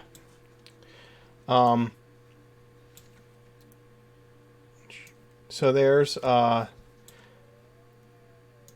only temple of note in Riverdam Raft is a temple to Robin. And it's easy to find. That is, quote, the temple district. The city is very accommodating of halflings, though there's plenty of stuff for big folk around. But it is a halfling city. Everything is... things are built for halflings with taller creatures in mind, if that makes sense, of kind of what you're seeing with the buildings. There's like smaller most of the buildings are shorter, and then there are taller sections of the buildings. You pass through the city, and there is a sense of lightness that was not present at all in Reddenbar. You can hear laughter. People are walking through the streets. There are, when you come to like small squares, there are wooden fountains that shoot lake water up into the fountains from down below. There are open spaces between the rafts that gondolas can be used to traverse certain parts of the city itself. There are street performers and street vendors all around, and even when you get to the temple district, there's this sense of jolly enjoyment from the people around you. It is a stark contrast to what you have been experiencing since you've met up with Kolok's Crushers. This is a place of... this is a place where people come to take every joy in life. The inn is a single-story timber building, and when you enter in, there are these dwarven-made, like, iron-wrought tables all throughout the room.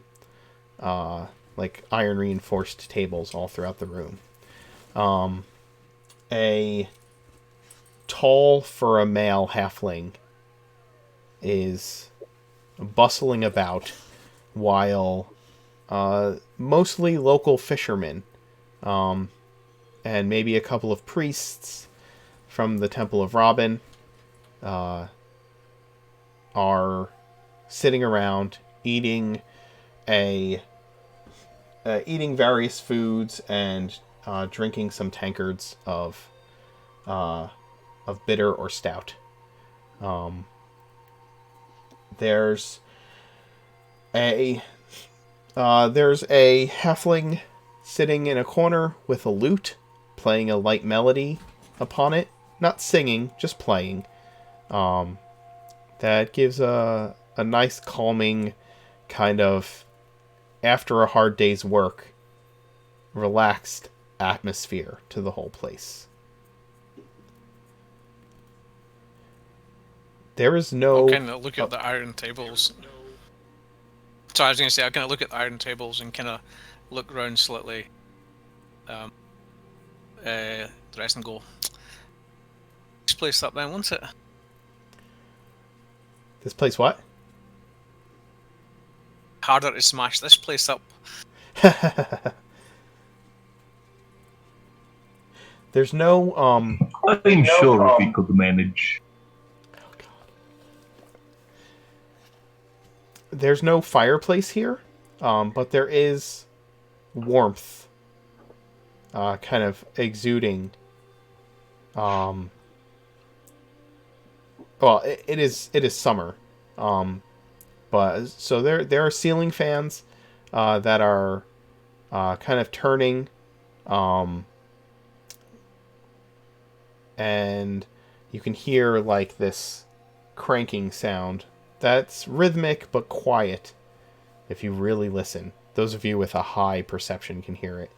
And you can see these fans turning in the ceiling. But there's no fireplace in here. You kind of wonder how they cook their food. See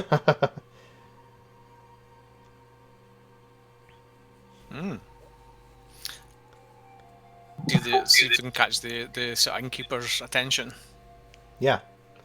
The innkeeper stops as you walk in and says, "Well, hello, how you doing?" Good. I was wondering if you had rooms for and two others who will be joining us soon. Hopefully. Ray's gonna like mumble under her breath. So rooms for 6. We were sent by Barry, if that means anything to you. Oh, how's old Barry doing? He's doing well. He's ferrying people, very kind. A bright spirit in dark times. Great. Look, yeah, we don't get a lot of visitors this way, so we have plenty of rooms for rent. I hope you don't mind wooden cots. It's all we got, but hopefully that'll make do. It's better than sleeping on the ground. Modest accommodation cost to stay here, but yeah, there's definitely room at the inn. And as I said, the inn is mostly filled with locals, local working class people, and a couple of clerics. Talos is gonna go over to the clerics and strike up a theological conversation. Okay. Could I make some kind of roll to try to figure out what, denomination the clerics are? Well, they were Robin. Yeah, they have symbols of Robin. Holy symbols of Robin. Okay, cool. Yeah. The trickster god. Yeah, Talos is just go talk to them, ask them questions about their god. Lucy is gonna approach Merrick, and she's gonna say to him, Merrick, when you have a minute, can I speak to you in private? Of course. Let's just get this wagon hitched up somewhere on the horse, and then we step outside. It'll be quieter out there. Okay. What's Ray doing? Ray's gonna like be a little weird that Lucy's talking to Merrick, but like just be like, oh, that's interesting since they were always so close, and now she's like going off with Merrick. She's kind of just like out of it, so she's just gonna sit like at a random table with people and just like get a drink. Okay. Okay. She looks like a kick. Well, talking to the clerics, he is just going to casually fling some healing words at the party. Sounds good. Just like mid-sentence healing word. Okay. Lucy and Merrick head outside. And you find a place to hitch the wagon. Hello? Hello? I can hear you. Can you hear me? Everybody can hear me, right? Yeah. Yeah. Oh. Hello? Lost. Oh, Uh, hear you. I'm gonna type. Can you all hear us? We seem to be Yes. having some connection problems. Yeah, we can hear you. You can't hear us. I don't think.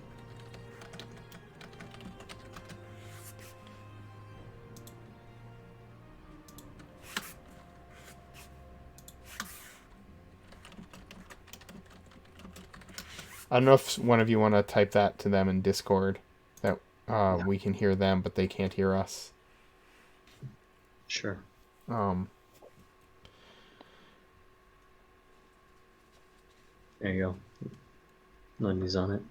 Okay. But Lucy kind of can't have a chat with Merrick if she can't talk to him because she can't hear him. So, in the meantime, Vespasian and Kolak. Hello? Can you hear us? Just okay. Tell them to let us know when they can hear us again, but that we can hear them the whole time. Kolak and Vespasian, you travel with Zenri. Yeah.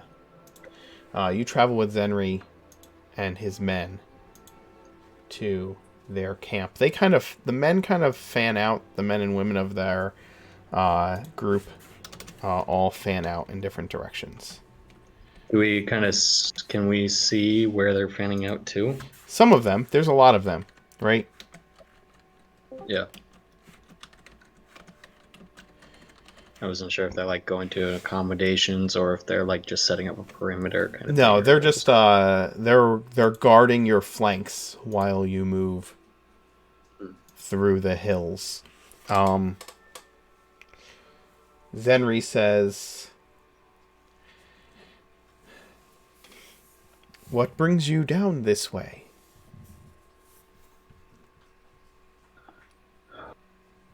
The most profitable thing imaginable. You said War. So you said. What else could bring two mercenary companies together? Especially ones that are bitter rivals at that. He looks at you and at Kolak. I don't know that two groups of 3 can consider themselves rival mercenary companies. Emissaries. You think we'd bring our entire company down here? We need them to fight a war, after all. So, the two of you are leaders of rival mercenary companies working together and looking to hire more separate groups for the purpose of... what exactly? Starting a war? Ending a war? Participating in a war? Mostly just the first two. We're looking to... or for able bodies to aid us in the attempt to dissuade and overthrow current leadership that may or may not force our companies to look for work elsewhere. That being said, we are able through this to swayed some others to our cause. We've got the dwarves in the north that will be coming down to assist us in the retaking. Though my compatriot here, he has more of the finer details about their actual movements and the plans. But I feel your company, the men and women under your command, and they seem to trust you very much, would benefit greatly, as I am sure this cannot be as profitable as you would hope. We're dethroning one power and putting another one in place and having them indebted to us. Real simple. The halfling nods.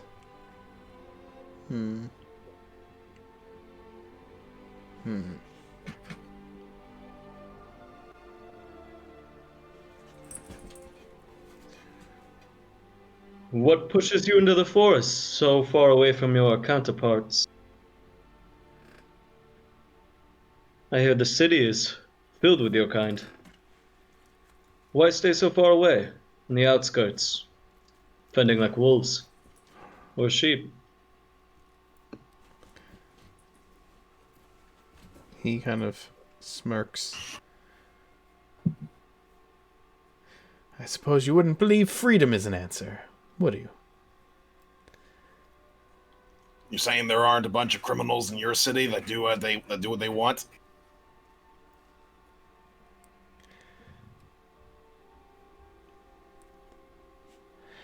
From what? Freedom from what? Criminals are everywhere. Criminals will always be everywhere. Freedom's from the burden of city life. Freedom to live how we wish. Oh yeah, I tell you, the burden of having food on tap and brothels everywhere and just being able to do whatever you want and have people wait on you hand and foot so long as you have the money. Yeah, I tell you, it is obviously hell. Yes, and as I said. And what is it that you and your people wish? I'm sorry? What is it that you and your people wish? Well... in honest truth, we wish to have our city back. But I thought that was the reason you were out here. Freedom of the city life. I asked if you would believe me if I told you that, and your compatriot clearly did not. So which is I believe you. I just think you're stupid. But that's another matter entirely. Do you want the city? Or do you want the freedom of the forest? One is a ploy and one is the truth.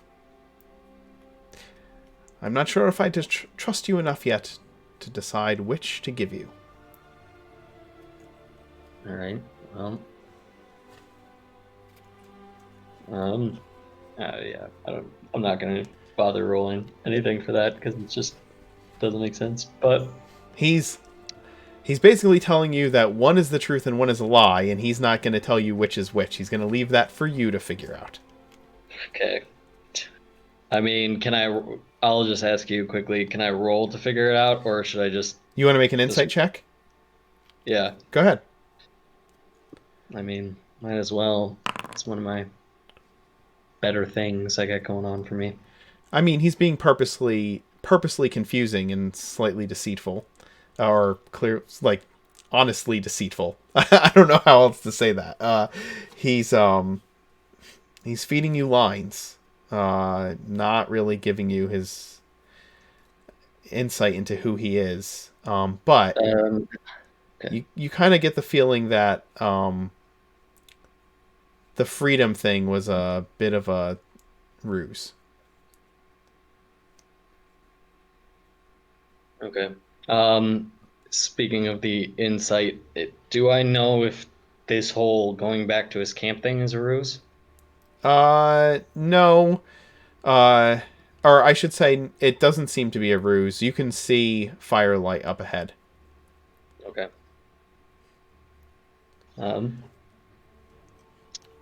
Well,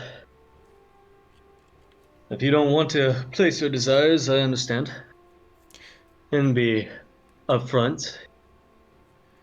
I honestly don't need you to tell me everything. I just need you to accept my offer. And there is things in it for you. And I can imagine with the fact that you already tried to rob us, money is one of your greater motivations.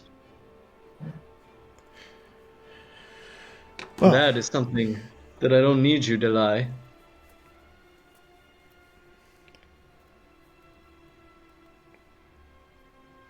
So, shall we have a drink we shall. and talk about how we can be of some use to each other in goals spoken and those not? I think so. You enter into their camp. There's the camp is well placed, hidden.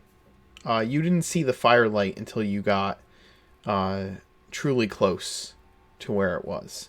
You certainly wouldn't have seen it from the road. You would have to have gone looking for this camp to find it. But as you get closer, you hear the sounds of children.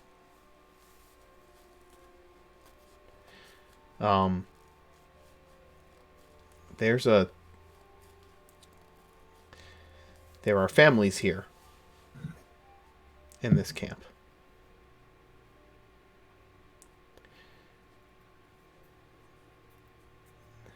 Come, have a drink with us.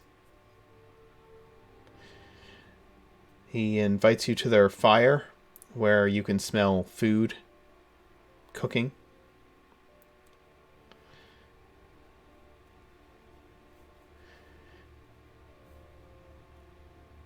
Where is this war? Not far west of here. Yes, but where?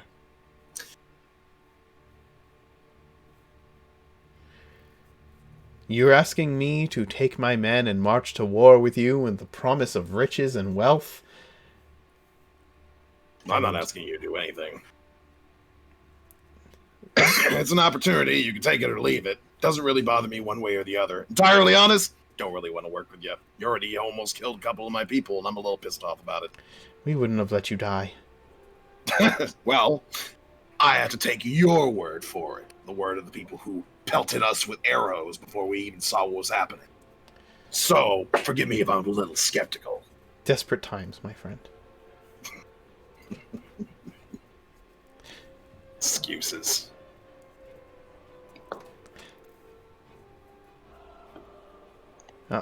Oh, we're asking for your help. And yes, there is riches involved, there is money. Enough for you guys to all find maybe a new place, more stable than the woods this place has offered you.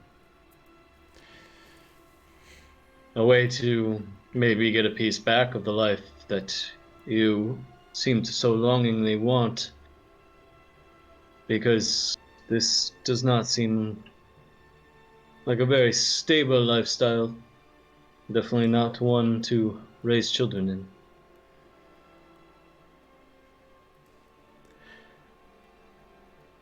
You make a good point on that. War is not a good, stable lifestyle either. No, But when we retake the city of Edinburgh and return the waters to the lakes,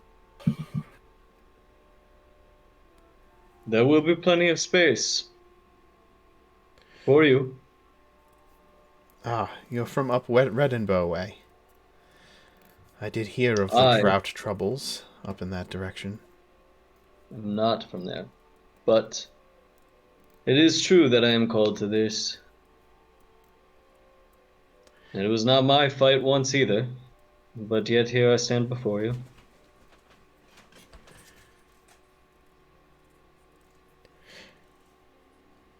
We don't ask for your people.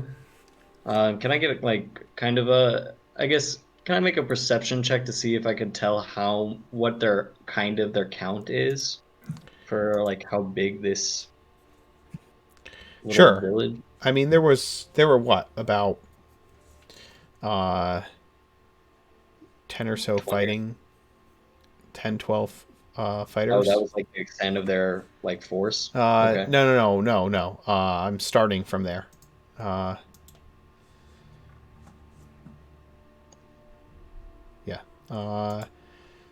So there were about 12 combatants that had come at you.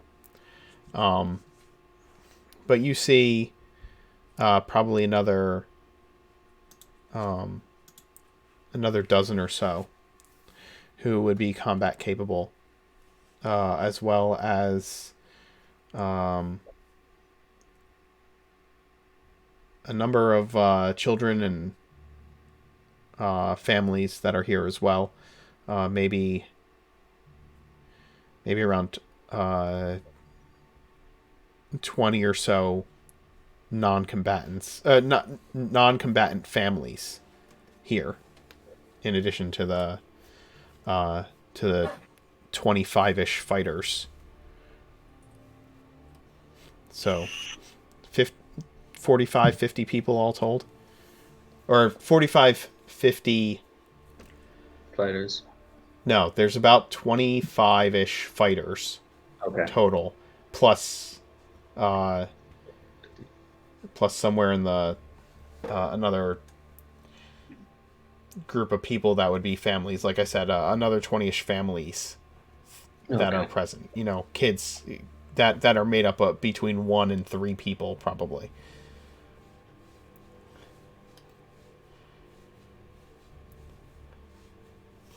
Then I would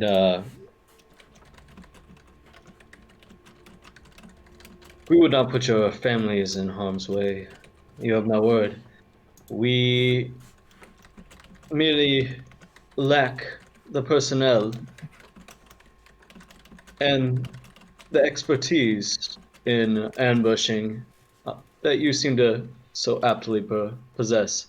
We need able fighters to not only help us ambush the supply lines to the south, of which I can promise everything reaped from those ambushes you will be allowed to keep, as well as we would need some people to help us with our access to the city, as we have a way in, but not as many stealthily capable fighters of opening up the main gates for our larger force that has been accruing outside. But as anyone knows, a siege cannot last forever.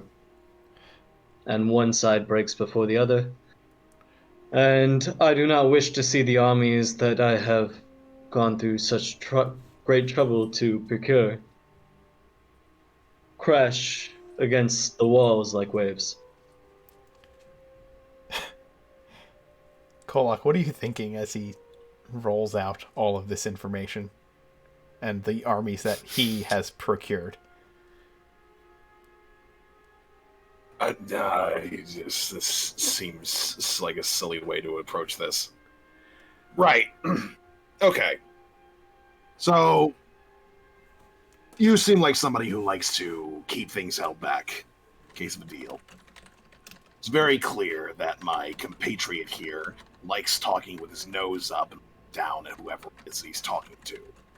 Now, you know for a fact that I'm fairly truthful. After all, I've made it very clear that I don't like you very much, and I actually don't even want to work with you. However, for some reason, this joker wants to. So, as a gesture, at least as far as he's concerned, I can tell that you want something. We help you, you help us. How does that sound?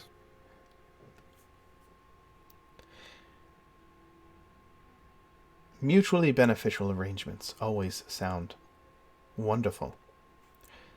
I'm not sure that this is mutually beneficial. That's what this discussion is about. Well, I could tell you, if you didn't manage to surprise us, we would have taken out basically all of you. So you was say. your thing. So you say. But that is why we utilize the element of surprise. That's like saying, if you were bound and gagged, I could easily kill you. Yeah. Now here's the other thing. You and I are both aware that you can't always catch everybody by surprise. So who is it that you want that is in your way that you can't surprise?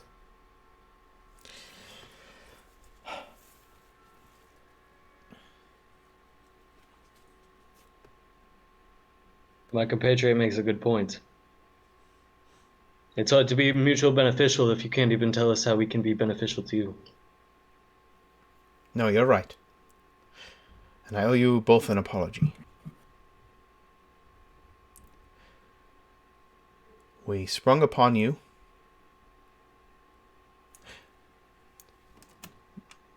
Banditry is new to us. We began doing this, and most of the time, we stopped people upon the road before firing a single shot. But you were decked out in arms, and I've been looking for a Dragonborn. You've been looking for a Dragonborn. I've been warned of a Dragonborn. So we shot first and asked questions later. Warned? What was the warning? That's a long story. I think that the first thing I need to do is tell you who we really are. My name is Ozzy. Ozzy Puddlefoot. I'm the mayor of Riverdam Raft.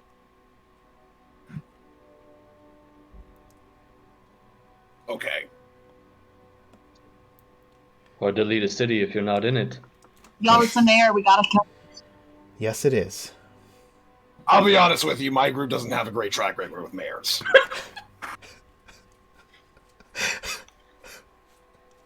But continue. How did you find yourself in such a... or displaced in such a way? Someone or something has taken my place in the city.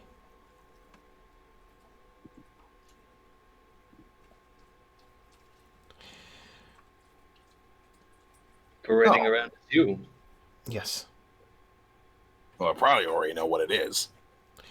And the information I've received is that one of his, or its, agents is a Dragonborn that is coming to aid it, or serve it, or something. We just knew it was coming. Well, I'll tell you this. I don't know who warned you about Dragonborn, but it's probably not about me. A lot of people warn people about me, and you're usually right. But in this case, no. In this case, we were coming to your city to get help.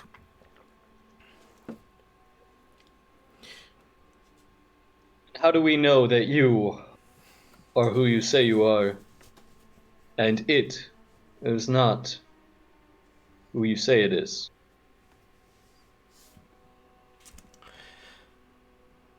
Why? Let me ask you this. If I was not who I was, what purpose would I have in telling you that I am? To get us to oust the mayor so that you can take his place? You've offered to do no such thing, have you? You've asked me to No, come but away with you. But we are in the midst of negotiations. Here's the thing, though. Would you like me to introduce you to my wife and children? That's kind of what I was getting at here in a moment. There's a bunch of kids here. There's families here. I don't care how powerful this thing masquerading as the mayor is. They're not going to be making up all of this. Unless it's, some sort of godlike creature, in which case, why would it even need to? Make it up? No. But they might want to displace all the citizens in there. Yeah, that's going a step too far as the assumptions are concerned. I'm just saying, I don't know. You, and first you attacked us. Then you lied to me. So, why should I treat this in good faith that you're telling me the truth now? What are you talking about? He didn't lie to you. I did give him a false name and refused to tell him what my actual purpose was.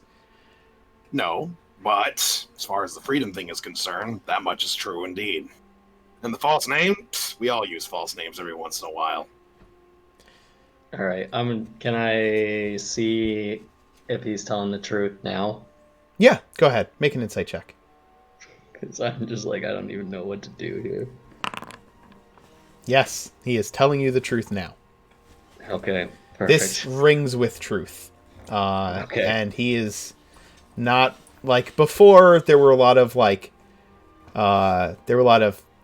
of smirking and snideness, sarcastic remarks, like obviously twisting his words and kind of sending you in different directions with his ideas. And now he's just telling you straight, this is who I am. This is what's happening.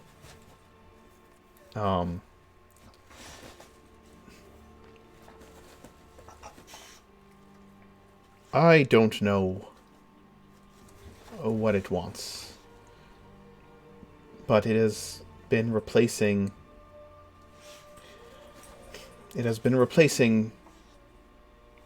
people of importance and members of the City Watch with its own people. I don't know why, but I know that the numbers of us here grow every day. I know that those still friendly to me in the city had ferreted out information saying that the creature was waiting upon a Dragonborn to arrive with something. I assumed that was you. Well, it's not, but figure out what the heck the Dragonborn's supposed to have, maybe intercept it, maybe I could be. There are not many Dragonborn in Orden. No, there's not, which is why this piques my curiosity and why I'm a lot more willing to help now. And, Well, it remains to be seen. If we do take care of your problem, can we count on your allegiance when the time comes? if the city of Redinburgh is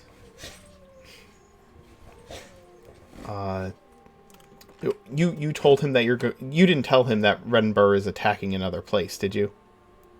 You didn't say No, we that. just said that we're taking over Redinburgh. And that there's a war. Yeah. He kind of... Although if you aid me, I would be in your debt. You can, I think you can understand why I would be hesitant as the leader of a city to help you depose and replace the leader of a city. It seems that I would be doing unto others as I do not wish to have done unto me. I would need good reason to aid you in this. Well, what about a lord that is killing his own people by the scores? Destroying whole villages, culling them, all those sorts of things. You know, someone who's gone absolute batshit. He is also the reason for the plagues that have been accruing. Do you have proof of this? We're not entirely sure how he's involved, but there's good reason that it stands to reason that he is behind it. And you have proof of this? Water level's been going down, right? Slowly, yes. Yeah. How do you think we know that? Again, there's a drought up in Reddenburg way. I've heard of that. It's not just a drought. Those waters have been going down a lot faster than they would be if it was just a regular drought. I know this. You know this. Come on. Your advisors have probably told you about this. You're telling me one man is responsible for such a thing? No, I'm saying he's working with a force that is capable of such a thing. Knowingly or not doesn't really matter. And do you have proof that he's It killing would his do citizenry? well to have strong allies to the west. What exactly do you want me to give you? A bunch of dead bodies? As he thinks for a moment, I could, but that's not. There. Well, do you have dead bodies? Listen. His appetites will grow past his own people. They may eventually find you.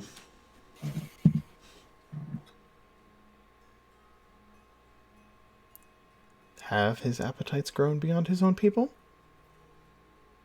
Well, he is currently going to war down south. Lord Groft has mobilized his forces against another. Yup.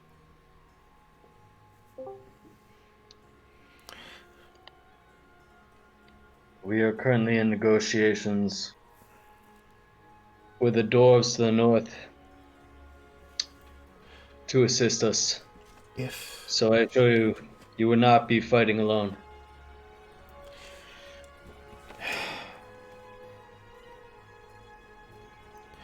As you say, if you help me get what I want, and I see merit in what you've said, that this is true, these claims you've made, and if you have opportunity to see that mine are true as well, then I would be in your debt, and you would have Riverdam Raft as an ally in aiding your cause. But I think we have much trust to build. All you need us to do is remove this imposter, who I'm pretty sure we're already going to be attacking in the first place.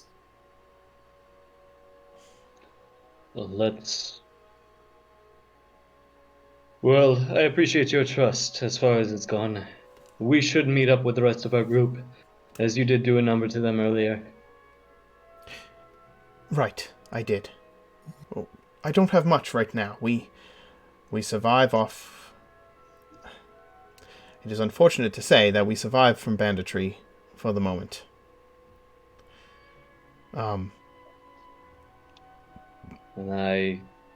But untie my coin purse, I give it to him. And I say, a down payment on the trust we shall build in the future. I kind of give him the coins.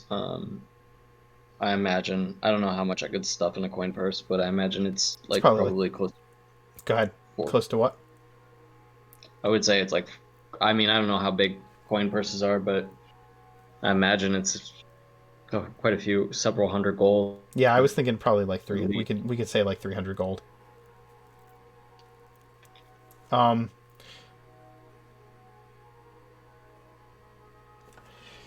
right. And with that, we're. Yeah, Zenri says as you get up to leave, he looks to you both and he says,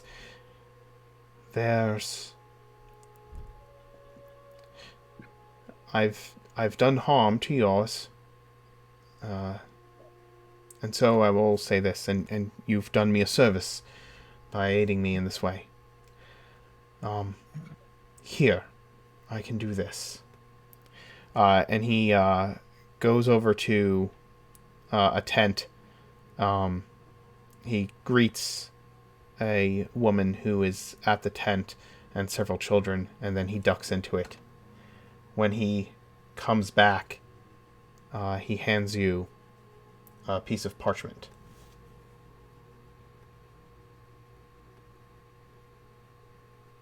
Okay. What is this? It is one of the last few letters with my seal upon it that I can give you. It is a letter to one of the priests at the Temple of Robin, asking that he provide you and yours with healing by way of the mayor's office, and that at first opportunity I will make a donation to the church. It's greatly appreciated. Oh, and one final thought. We ran across a carriage that seemed to have been ambushed on our way here. Across the side it read Maldo's the Magnificent. So ring a bell. Maldo? I haven't seen him in a long time, but he was a frequent visitor of the city, of course. Something's happened to him. Unfortunately, I think it appears he's departed this life for the next. In what seemed to be a goblin ambush. Vermin. Do you know of any next of kin we may be able to find? He had some personal effects we would like to return. I think Amaldo had... he frequented our city often. I can't imagine that he wouldn't have had some acquaintances, if not family here.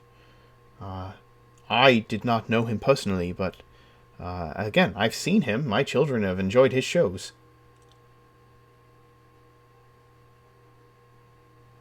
All right.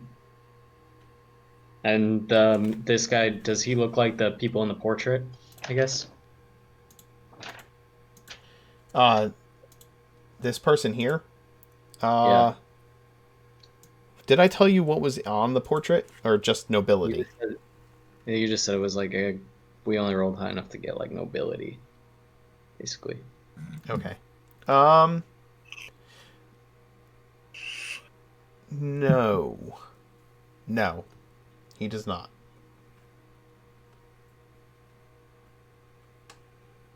Okay. Okay.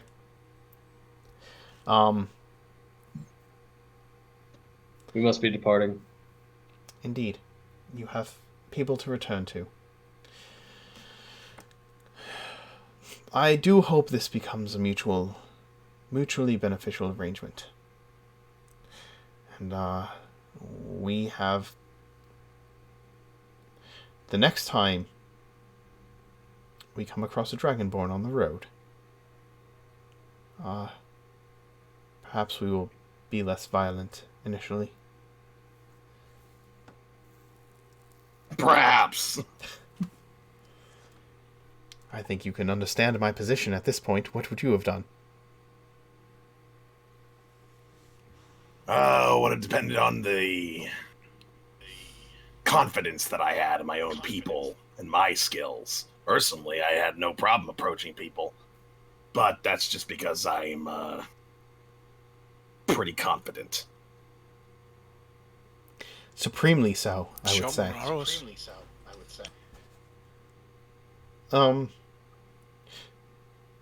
He bids you farewell, and you head in the direction of Riverdam Raft.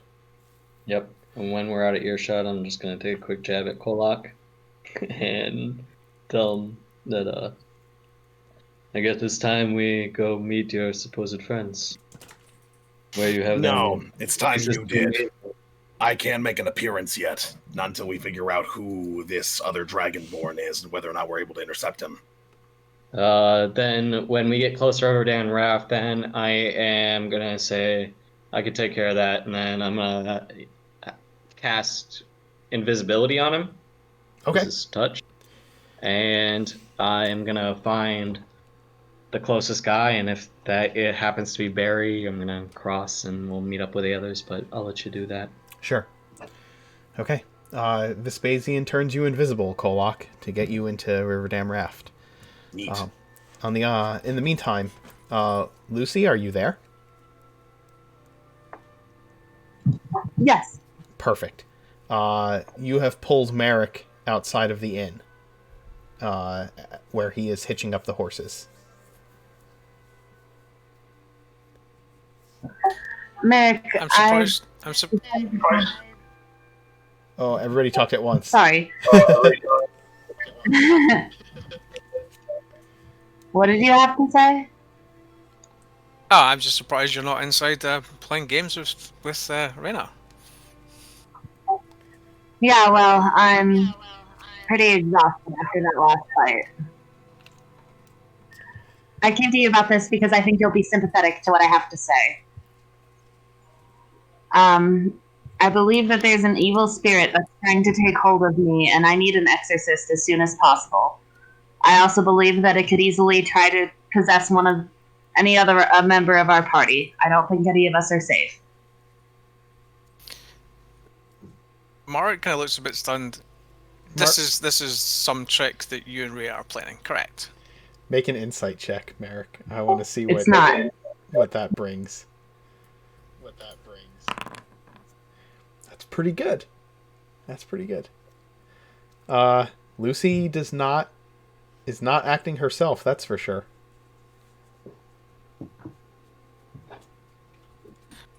Bert, now. What about this? Merrick, I wouldn't joke about this, at least not to you. I know how undead make you feel, which is why I came to you about this, as opposed to Callus, who I'm worried might want to come up with a different solution, one that I don't want. I want an exorcist. Well, we are next to the temple. We could go and see the temple priests, if you're really sure. There were a couple of priests inside. I'm very sure.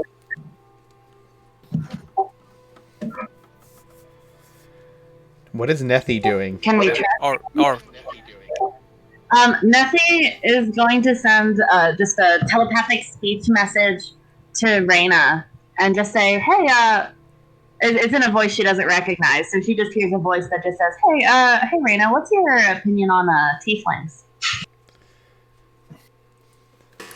She's like looking around, like what is going on, but then she's like, this is actually somewhat pretty normal, like random voices at this point. So she's like, I don't know, I never really saw one. I mean, Talus is a tiefling. Besides Talus, I mean, I'm not really against them. This is weird, just like generally though. I don't think he can be used as an example of anyone. He's not a normal tiefling, I think. At least I don't know, but I mean, a friend is a friend. So the voice is like, okay. What about like ghosts? I don't know. I think my first friend was kind of like a demon, so I can't really judge ghosts. So I guess they're cool. So like a tiefling ghost is fine. Yeah, I mean, a friend is a friend.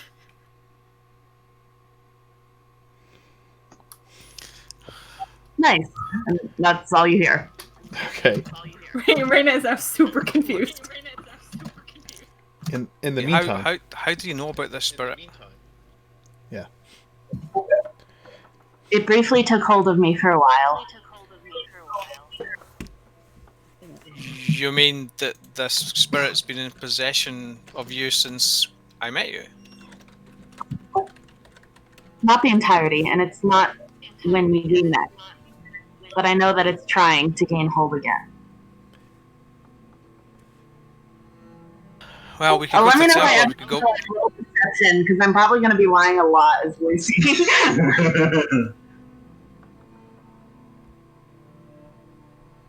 why don't we go and speak to the priest that were inside the inn quietly? It's an open space.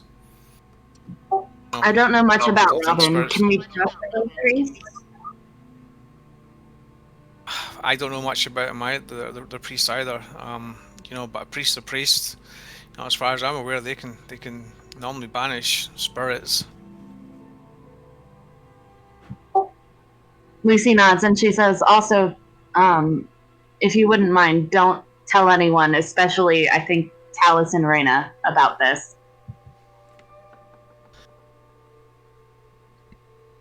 At the moment, yes. But you need to let me know if you feel this spirit is attacking you. What I can do to defend against it, but I will try my best. She nods and says, and, watch out for yourself. And then I guess she'll go try to talk to one of the priests. Okay. Lucy walks away, Merrick, leaving you outside with the horses. I will tie them back up and then head back in, and I'll actually kind of watch where Lucy is.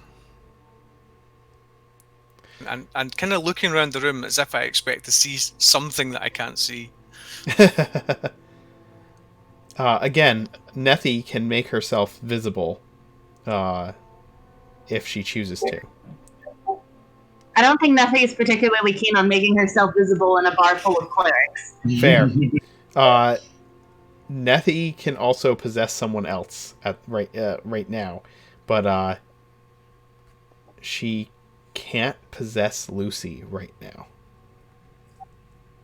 She definitely tried. I think she just kind of was like, whoop, and tried to dive into Lucy's body and then got bounced back and was like, well, shit.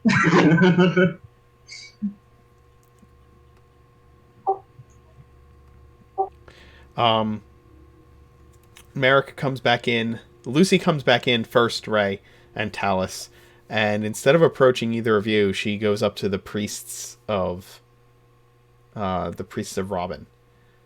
Talus has been chatting with said priest. Oh, that's true.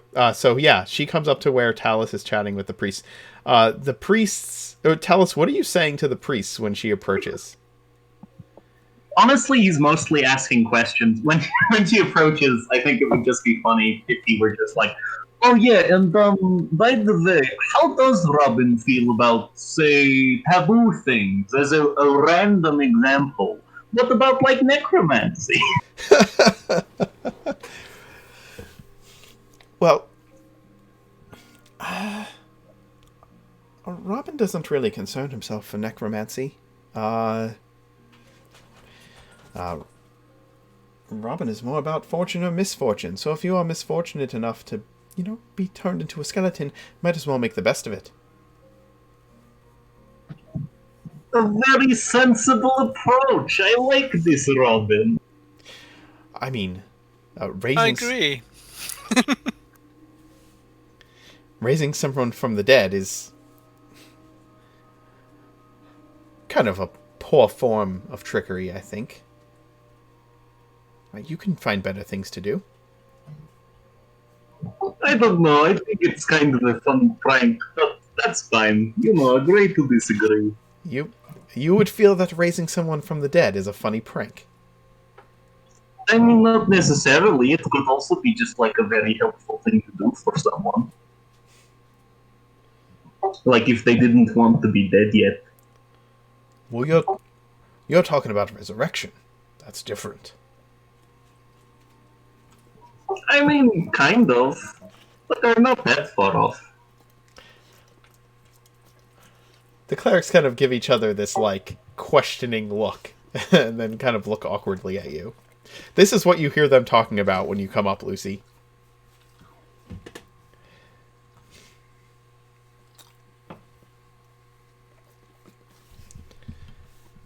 Oh, hey, Lucy, I was just talking to these nice clerics about, skeletons and things. That's not very surprising, Talus.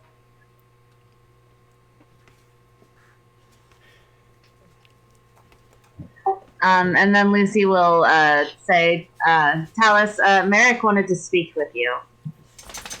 Oh, sure. Merrick is a good guy. You know, he saved my life earlier. I wasn't entirely expecting him to.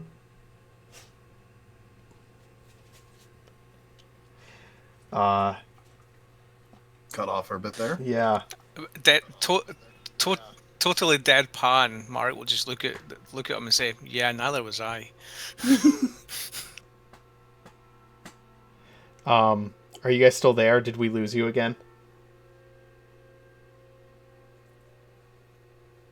Oh no.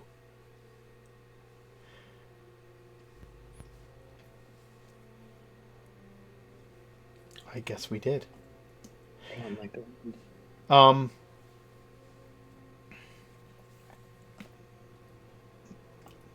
Well, let's see if they come back in a minute. What? My dog is grabbing Give the pets. grabbing for my attention. She's very much grabbing for my attention. She I have the feeling she needs to go out soon. Did they say anything in our Discord chat? Can you see if they're there? Yeah, they can't hear us again. Wonderful. Oh yeah, they've completely left our voice chat. Well, that stuff. Yeah, tech is awesome. We're back. Sorry about that. Oh, that's okay. Welcome back. Okay, so continue. You told Talus that Merrick wants to speak with him, and yes, and then Lucy will take a seat where Talus was sitting with the priests. Okay. And she will lower her voice and just say, do you mind inquiries about how you conduct your process, your religion? Not at all. Do you perform exorcisms? I mean, we can banish the undead like most priests. Or demons. She'll then go into her bag and pull out like 150 gold and slide it to the nearest cleric and say, I need that done very quickly. Are you possessed right now? I don't believe so, but I have been in the past, and I don't think my current state is going to last long. I think there is a demon at least near me, if not within. You believe you're being haunted? Well, we can find out about that. Give us a second. Is this a fun ghost? Or demon? What's it do? I'm pretty sure it's a ghost that is possessing me. It's not fun. I don't know what you mean by that.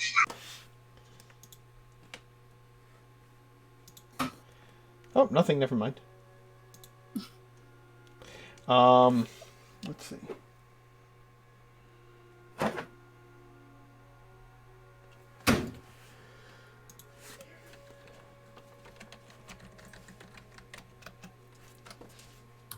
Oh, I would say at this point, if we had our rooms, Raina is upstairs by herself, by the way. She's resting. Oh, in that case, also, whenever we're done with the Lucy conversation, Nephew's probably going to have a talk with Raina. Okay, that's fine. I am...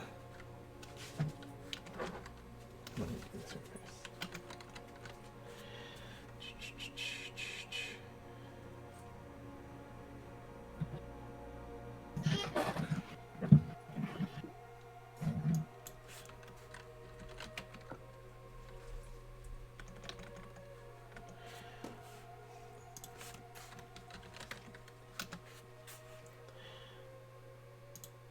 Alright, let's see what these trickery clerics are about to do on your behalf.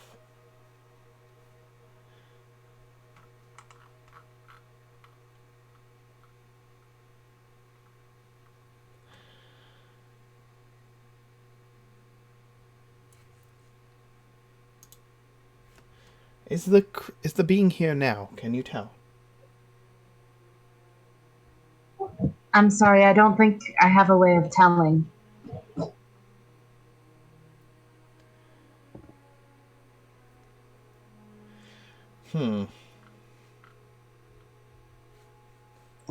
I know that this demon is very vengeful towards me. I would be surprised if it strayed from me for long, but it's only speculations. And you're sure it's a demon?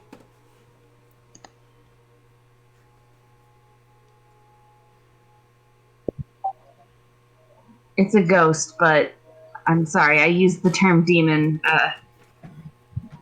I guess, more poetically.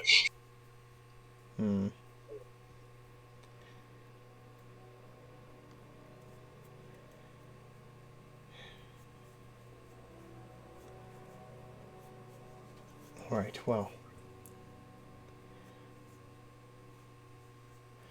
I can attempt something now, but if it's not in the room with us, it will have no effect.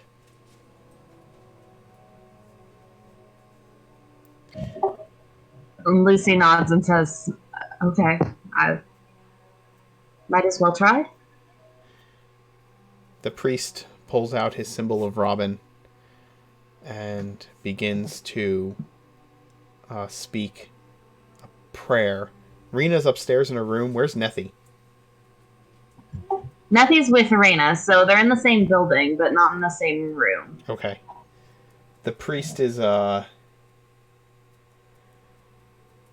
The priest attempts to turn undead in the common room of this inn.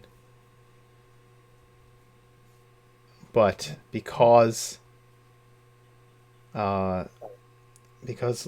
Lucy, because Nethy is not in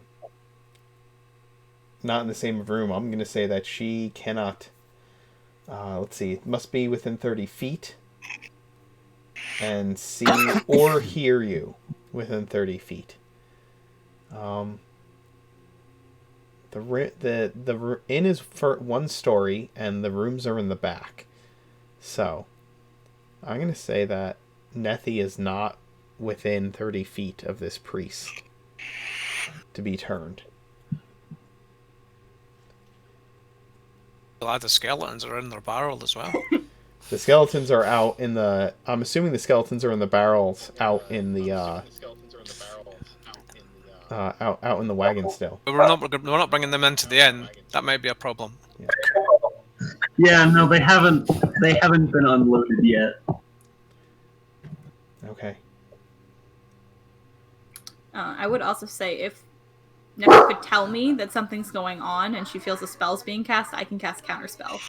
Yeah, this isn't a spell right now. This is a channel divinity. But they might kill Grim though. It probably would wipe out Grim. Is Grim below? Yeah. No.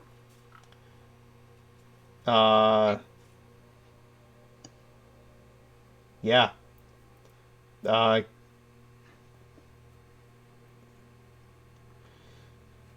What CR is Grim? Oh, I can't imagine very high. It's like oh my god,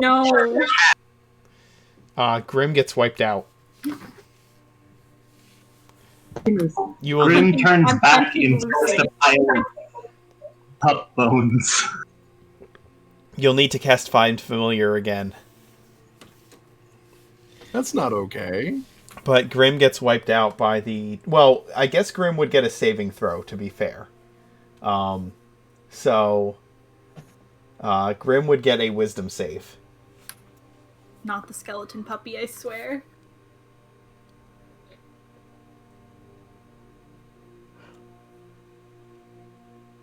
Talus, you see this one cleric begin to stand up and pray and say,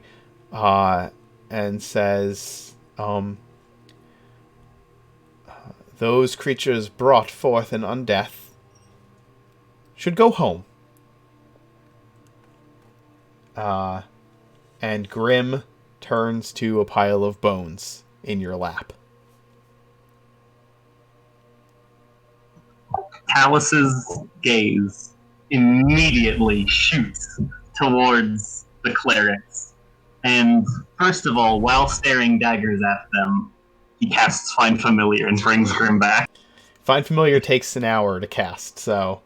Oh, well, okay, so he doesn't do that. Yeah, it's an hour to cast, and it takes 10 gold in order to summon Grim back. So he's just gonna pick up the bones, regard them for a moment, put them in his essentially jacket pocket, and then he is going to storm over to the clerics and say, "Why did you unsummon my dog?"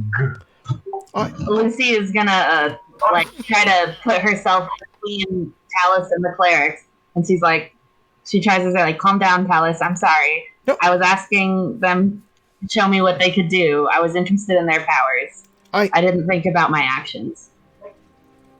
Look, I'm sorry. It was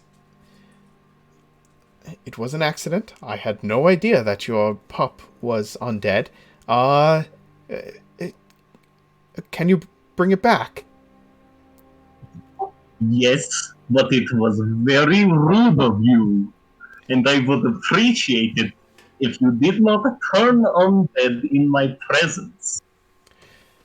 Oh, terribly sorry.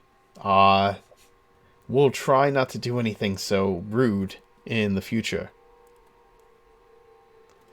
Thank you and good day. And then he storms off to his room to bring back his puppy. Well, if it was here, it may or may not be. Go ahead, Merrick. Seriousness of the situation with Lucy, despite the seriousness of the situation with Lucy, Merrick's actually smirking at the fact that the dog's been turned. Merrick! Vespasian and Kolok, you do take Barry's Ferry back, and he, if you ask if they've seen any unusual groups or whatnot, or the wagon or anything like that, you can get directed to the inn, and you and Invisible Kolok walk into Merrick smirking and Talus marching off with a pile of bones in his hands, and Lucy standing with a pair of halfling clerics of Robin in this inn. Okay. How long has it been since? How long has this ferry ride taken to get to the ferry ride doesn't take very long. It's like a 10-minute ride across the water. Okay. I'm just trying to figure out how much time Kolok has before he pops up. Mm-hmm. He's got we'll say by the time he gets to the end, he's probably still got another 30-40 minutes left of the spell. Staying super quiet. Yep. Have to, unfortunately. Okay, so who is all in the...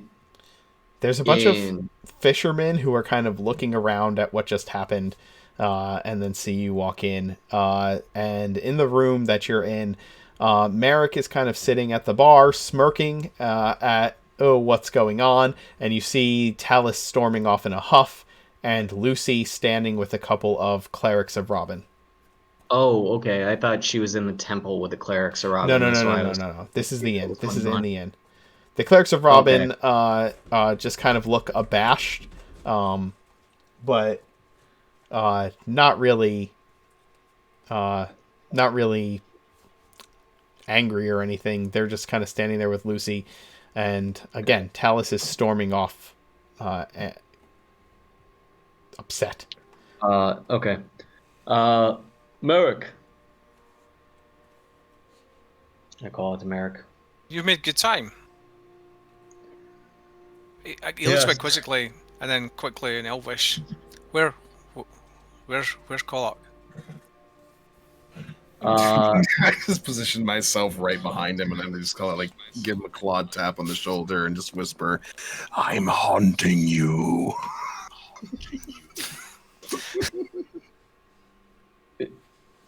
There's much at that point, I take it. Does he recognize Kolok's voice? Oh yeah. probably smelling Kolak's voice. Really, really the wrong time for statements like that. You have a room. It's best discussed in private. And I say to him that back in Elvish. Sit. Do you have one? Yeah, they've got rooms. Yeah, there are rooms for us all in the back. All To right. take you through and show them. Grab Lucy and the others.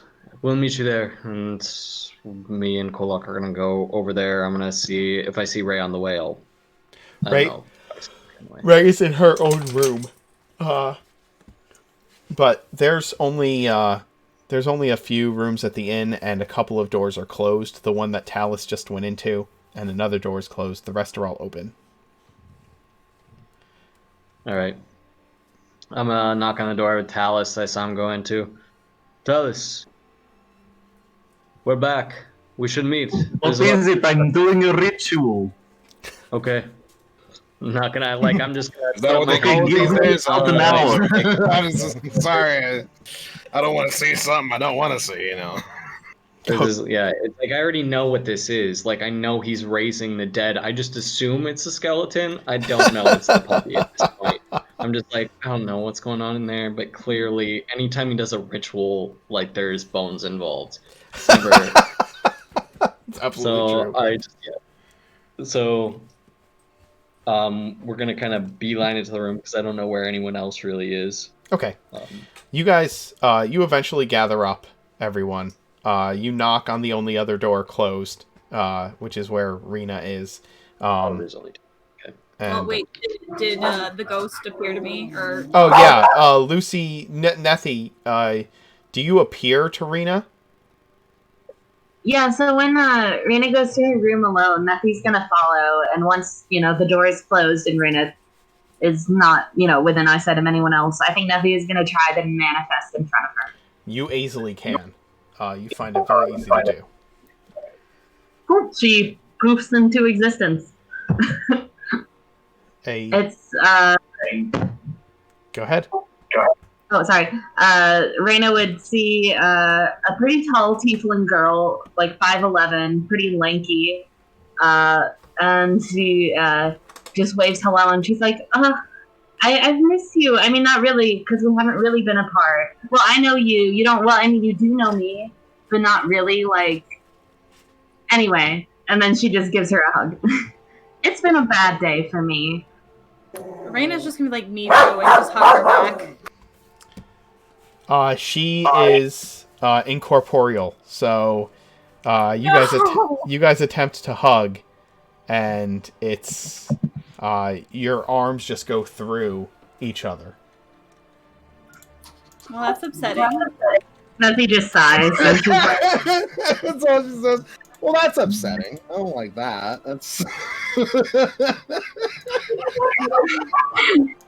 Nethy just sighs, and then she's like, well, it's nice to meet you again.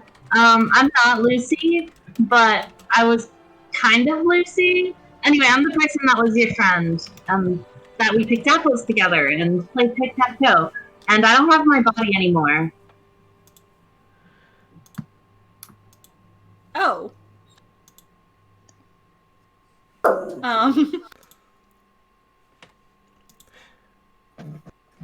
It's at that point that you hear Vespasian talking through the other door to Talus before coming over to knock on your door. Then Nethy's gonna unmanifest. Okay. Oh, no! She's gonna open the door, look at Vespasian, see he's okay, flick him on the forehead, and slam the door. And flick him on the forehead and slam the door. On the forehead and then slam the door. Oh, okay.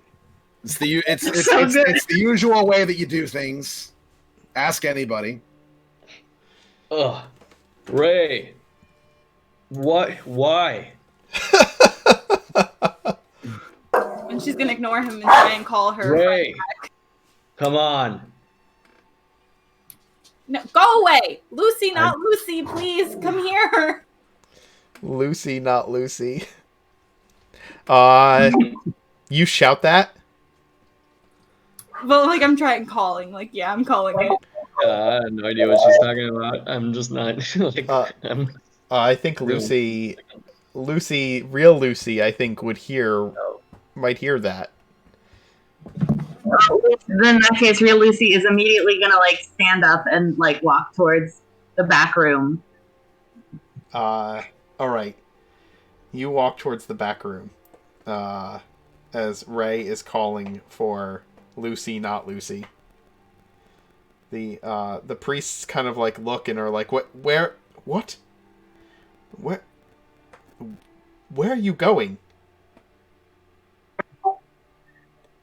Lucy just like turns back and then she's like, I think it might be back in the back room. I don't. Are you sure? I'm not quite sure of anything.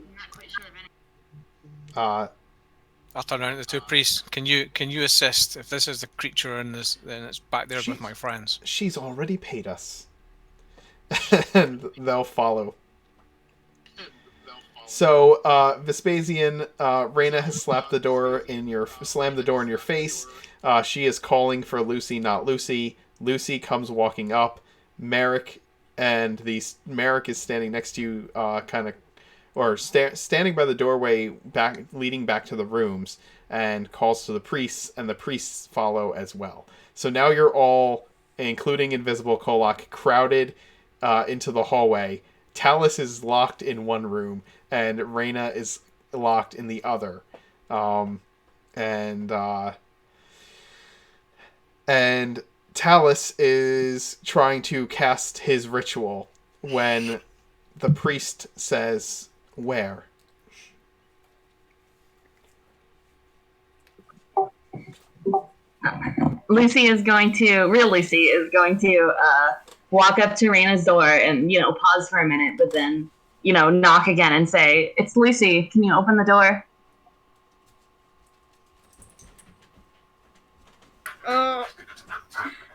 Yes, Ray. Come on, open the door. The cleric says, "Hold on a moment." And one of them knocks on the door and says, "Hello.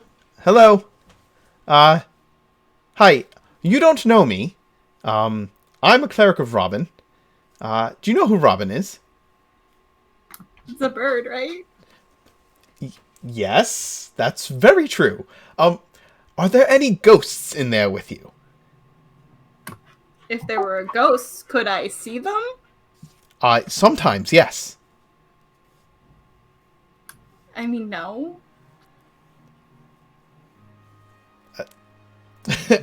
Can you roll a deception roll for me? I sure can.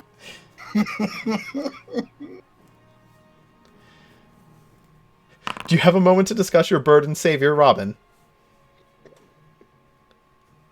I don't like that. I don't like that at all. They should have opened with that. I would have opened the door. Oh. Well, I don't think there are any ghosts in there. Perhaps you were mistaken. Lucy says, "Well, we could try again, couldn't we? It couldn't hurt." I'm hurt and tired. Leave me alone. Oh, all right. I will try one more time. And he begins a prayer, and uses the other cleric uses Turn Undead. And Nethi, on the other side of the door, has to make a wisdom save as she hears this call from Robin to cower. Okay, wish me luck, y'all. Just curious, if she possesses someone, does it still work? Yes, it will knock her out of the body if she fails.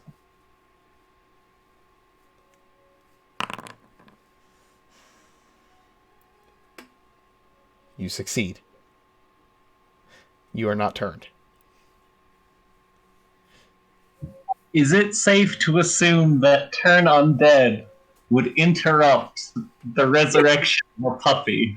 I'm going to say no, because you're casting Find Familiar, which is not specifically a necromancy spell. It's just that you have specified that the form that your Fae your Fey Fiend or whatever spirit takes, a Fey Fiend or Celestial Spirit takes, I don't know which one you chose for Grim, is in the form of an undead puppy. So yeah, the casting interacts with undead specifically, but not with the spell Find Familiar. So it's not going to interrupt your spell. It's a fiendish undead. It's his own little personal hellhound. Nice. The cleric turns and says, well, if it was there, it's either still there or gone. It would be much better if you could get it to... What's that? He said that's no help at all. Well, it would be much easier if you got it to manifest for us. Then we would know. Can you give me the location of your temple so I can come find you? Yes, it's later? Across the street. Great. And then Lucy's just going to storm off into her own room. Just gonna do a deep sigh because I'm trying to get them to all get together, and this is not as easy as it looks.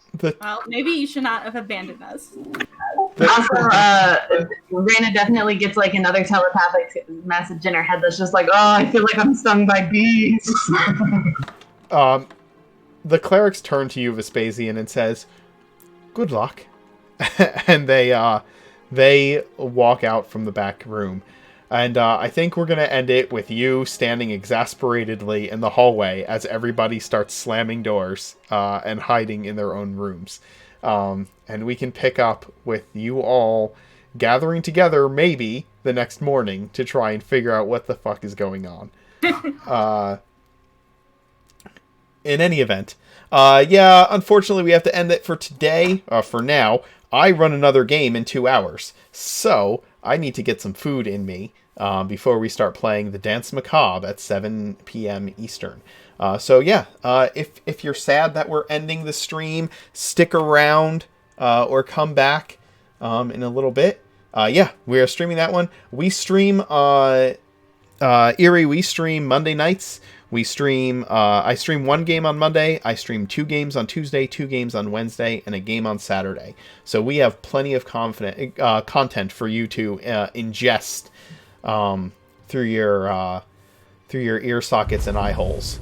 So come check us out. But real quick, I want to do run through some favorite moments before we say goodbye to our viewers. So let's run through it in a little bit of rapid fashion. Thanks for the sub and the bits. You're awesome. Thank you. We appreciate the support. We really, really do. Alex, favorite Kolak moment tonight? Him finally restraining himself the moment that he really needed to. It's fair. That's fair.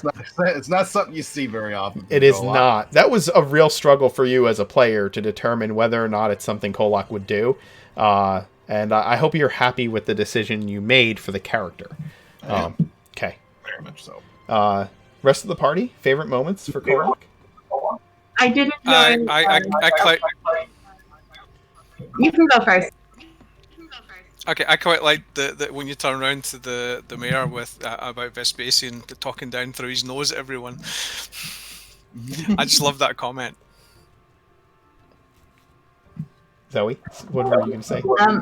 I was just a really big fan. I'm always a big fan of like listening to Kolak like trying to restrain himself just during that whole conversation. I know he eventually kind of cooled off of it, but it was just funny, especially at the beginning, like him just reining in his emotions. But like every chance he was like, "Well, I wanted to kill you, and I still want to kill you."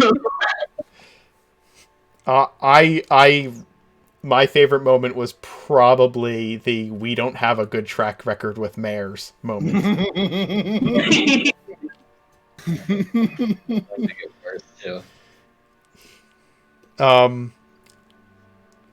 Fiona, favorite Talus moment? I liked the part where he was chatting with the priests and claimed that raising someone as a skeleton is a pretty funny prank. Immediately, as soon as they dispelled his puppy, he said that essentially undoing necromancy is extremely rude and not at all. Right. That was not a funny prank, That was actually. not funny. Not funny. Sir. Other party members, favorite moments for Talus? I think the puppy reaction. Yeah, him storming off to his room and just being like, good day. Yeah. Yep, totally. But by the way, chat, if you have any favorite moments that you would like to share from throughout the stream, we welcome you to do so, and we'll share those with the players. If you share a favorite moment for one of the characters, we do ask that you try to share favorite moments for as many as you can. We don't want to leave anybody out. I was gonna say my favorite moment for Talus is when I knocked on his door and he's doing a ritual. This is like all my interactions with Talus to this point in the game is him doing rituals. That's absolutely true. Every time you walk up on Talus, he is performing some kind of a ritual.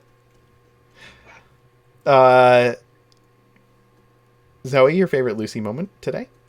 Oh, I mean, it's a given, isn't it? I really enjoyed. It finally happened, and I'm enjoying getting to see where real Lucy versus Neffy goes. Mm-hmm. And I definitely have plans to make alternate fan art that we can use until things are right again, if they ever become right again. It's weird to think that Lucy being possessed is it being, quote, right. Good point. Everybody else? Favorite Lucy moments? I like talking with Ghost, real Lucy, not Lucy. Neffy. Neffy, I really enjoy socializing with them, even though they're not real Lucy, but they're real Lucy to Raina. Just as a player, I'm pretty proud of the fact that you're able to do both of those personalities as well as you are. Thank you. Yeah. It's definitely an obvious difference between the two. It really is. It really is. I want to give one more shout out for Erie. They just became a follower, and in the last 20 minutes, they have given us a bunch of cheers. They subscribed, and now they just gave out 5 subscriptions to the channel, which is just super cool of them. Thank you so much for coming and supporting us. We really appreciate it. Yeah. Absolutely. You can totally tell the difference between the two personalities, and that was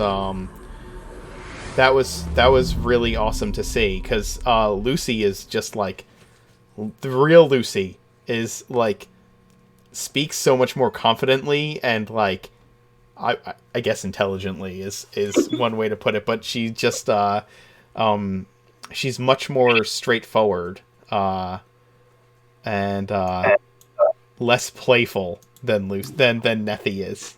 Yeah, she terrifies me. Her intelligence went up by 5. Oh, that is a big jump. From 8 to 13. Yeah, you could really hear it in the vocab. I noticed you started with some big words. Big for Nephians. I like the fact that I now have to pick sides. Yeah. Yeah, Lucy's only gonna try to pull Merrick to her side if the need comes. I don't. If Merrick gets rid of her new friend, I feel like that's an easy way to get him over to your side. It's just I'm not undead and she is. It would be really winner. I just gotta say, it's definitely something that this all happened while we're in Riverdam Raft, the most flammable city, and I feel like Raina might get set off. Yeah, don't trigger Ray right now. Yeah, I really enjoyed her interactions with the priests, trying to convince them. She's possessed by a ghost, and she doesn't really know how to explain it. And she's like, "Oh, well, I use demon kind of colloquially." It's not what I really meant, but yeah, I can't wait to see how that unfolds. To be honest, Mike, favorite Merrick moment?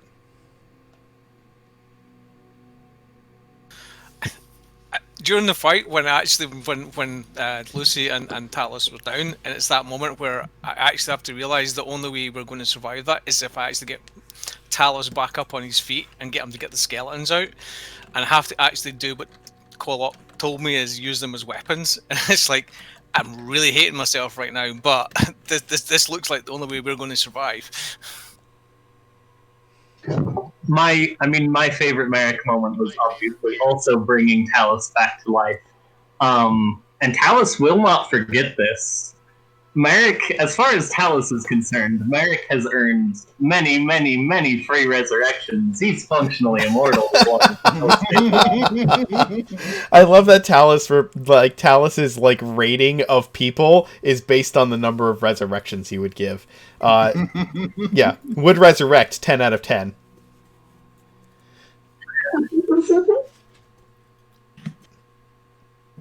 I like how Merrick still has a kind of a little hate for the undead, though, because he's still chuckling at the fact that, none of this is really working, and the puppy goes down. Like he can't help himself. Yeah.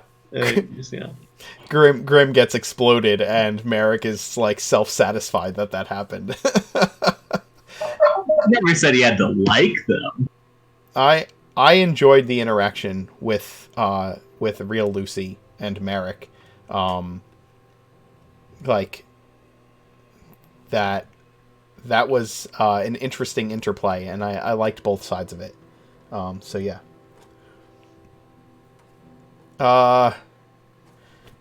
Emmy, favorite Rena moment? I think her interactions with Ghost Lucy, not Lucy, because that's now how she's gonna refer to her. Because I don't think she's got her name yet, so it's Lucy, not Lucy. Because that's, I think, how she introduced herself. And kind of just seeing how that goes, because it's just automatically she was like, okay, friend, like as usual. She's like, this person says they're my friend. They're my friend. Cool. Others? For me, it was definitely how quickly Reyna was willing to be ride or die for nothing. When it was just like, is there a ghost in your room? And she's just like, no ghosts here. I didn't see any. I love how ride or die she is for her team. Vespasian is about to leave and like potentially put himself in danger, and he's like, well, if I die, then you get 2 more people to be captain of. She's like, no, you're my captain. Yeah. She got really bad. Don't go. She's like, no, I don't want him. I want you. Yeah. Yep. Agreed. When she's now punishing me at the end, it was a great when the beginning when I left, and now she's punishing me for leaving her, and I find that it's really funny. That's my favorite moment, and she just flicks me like that's it. It shows a great part of her character, right? How attached she is to people that she cares about. You kind of get that sense, but today really had an opportunity for her to express that pretty strongly. Yoka,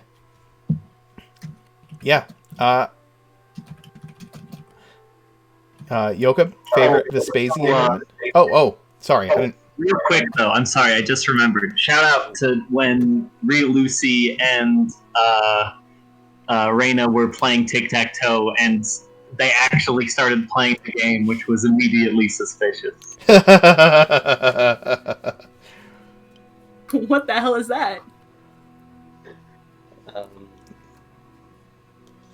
I think my favorite Vespasian moment was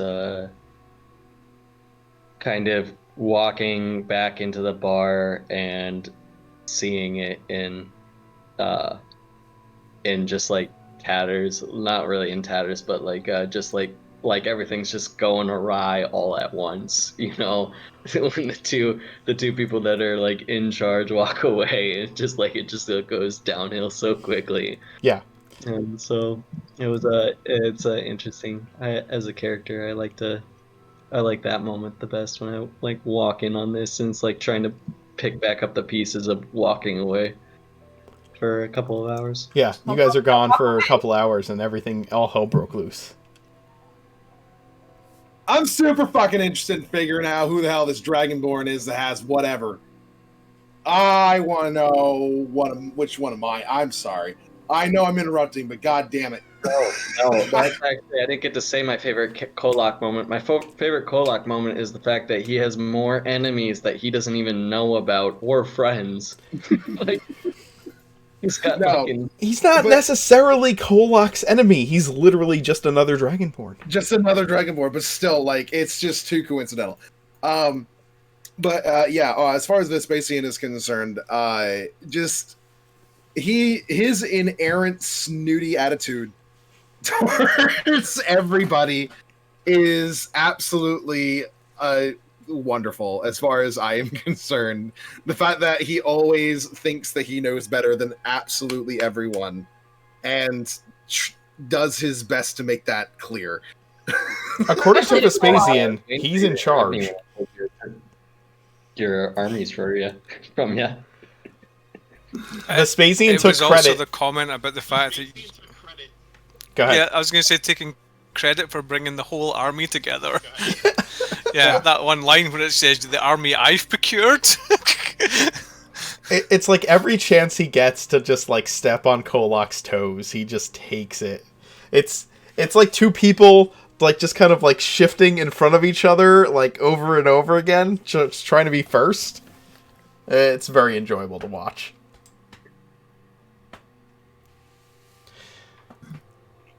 And also, I didn't say, I don't know if I said a Kolak moment, but Kolak's insistence that if Vespasian's going, then I'm going too. Like the continuous pissing contests between your two characters is just fantastic. To be fair, that wasn't even a part of the pissing contest. That was far from Kolak's mind at the moment. He's just like, if he fucking dies, I am going to have to deal with the fact that he has essentially abandoned the two people who have, like, entrusted themselves to him. I can't let that happen. It's fair. Yeah. Well, that's the same reason I was about to go do it myself, because I know we need, like, the chance of getting that ally could mean the difference in this war that we started, but it was clear that, you know, if we take everyone with us, who knows what's going to happen, and we could all die. So it's best to split the party and find out then the hard way. It's never best to split the party. Come on.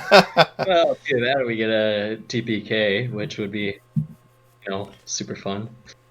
Hey, I gave you guys options, right? And you took them. So, any DM moments tonight that you enjoyed? Favorite DM moments? My favorite DM moment was you playing the priest. Is it a happy ghost? That was the best line. Is it a happy? Is it a fun ghost? Yeah, is it a fun ghost? Oh god, I was like, what are they gonna do? Like, what is their what? Are they gonna try to be friends with it? This is the second interaction with priests of Robin that have happened on screen. The first one was in Twiland Hill with Sarani on the Tuesday game, and they are interesting. So they're all trickery domain clerics. I love that. Yeah, so they will have fun with you. Cool. Any others? I was a big fan of after the priests, like, you know, made Grim go away, and Talos was all mad. They're like, "Oh, we're so sorry." Like, they were just ready to be so apologetic about it. I specifically liked how we went to, and you mentioned like the sign and like Flammable City, all that stuff, and the mayor, and then we cut to Kolak and Vespasian, and you're like, "Yo, I'm actually the mayor." As the bandits that attacked us, I was like, "Oh, I see." It was a very interesting plot that I didn't see coming, and I was like, "Oh." Glad that was awesome. To say, I was going to say that as well. I like the reveal of the bandit leader being the mayor.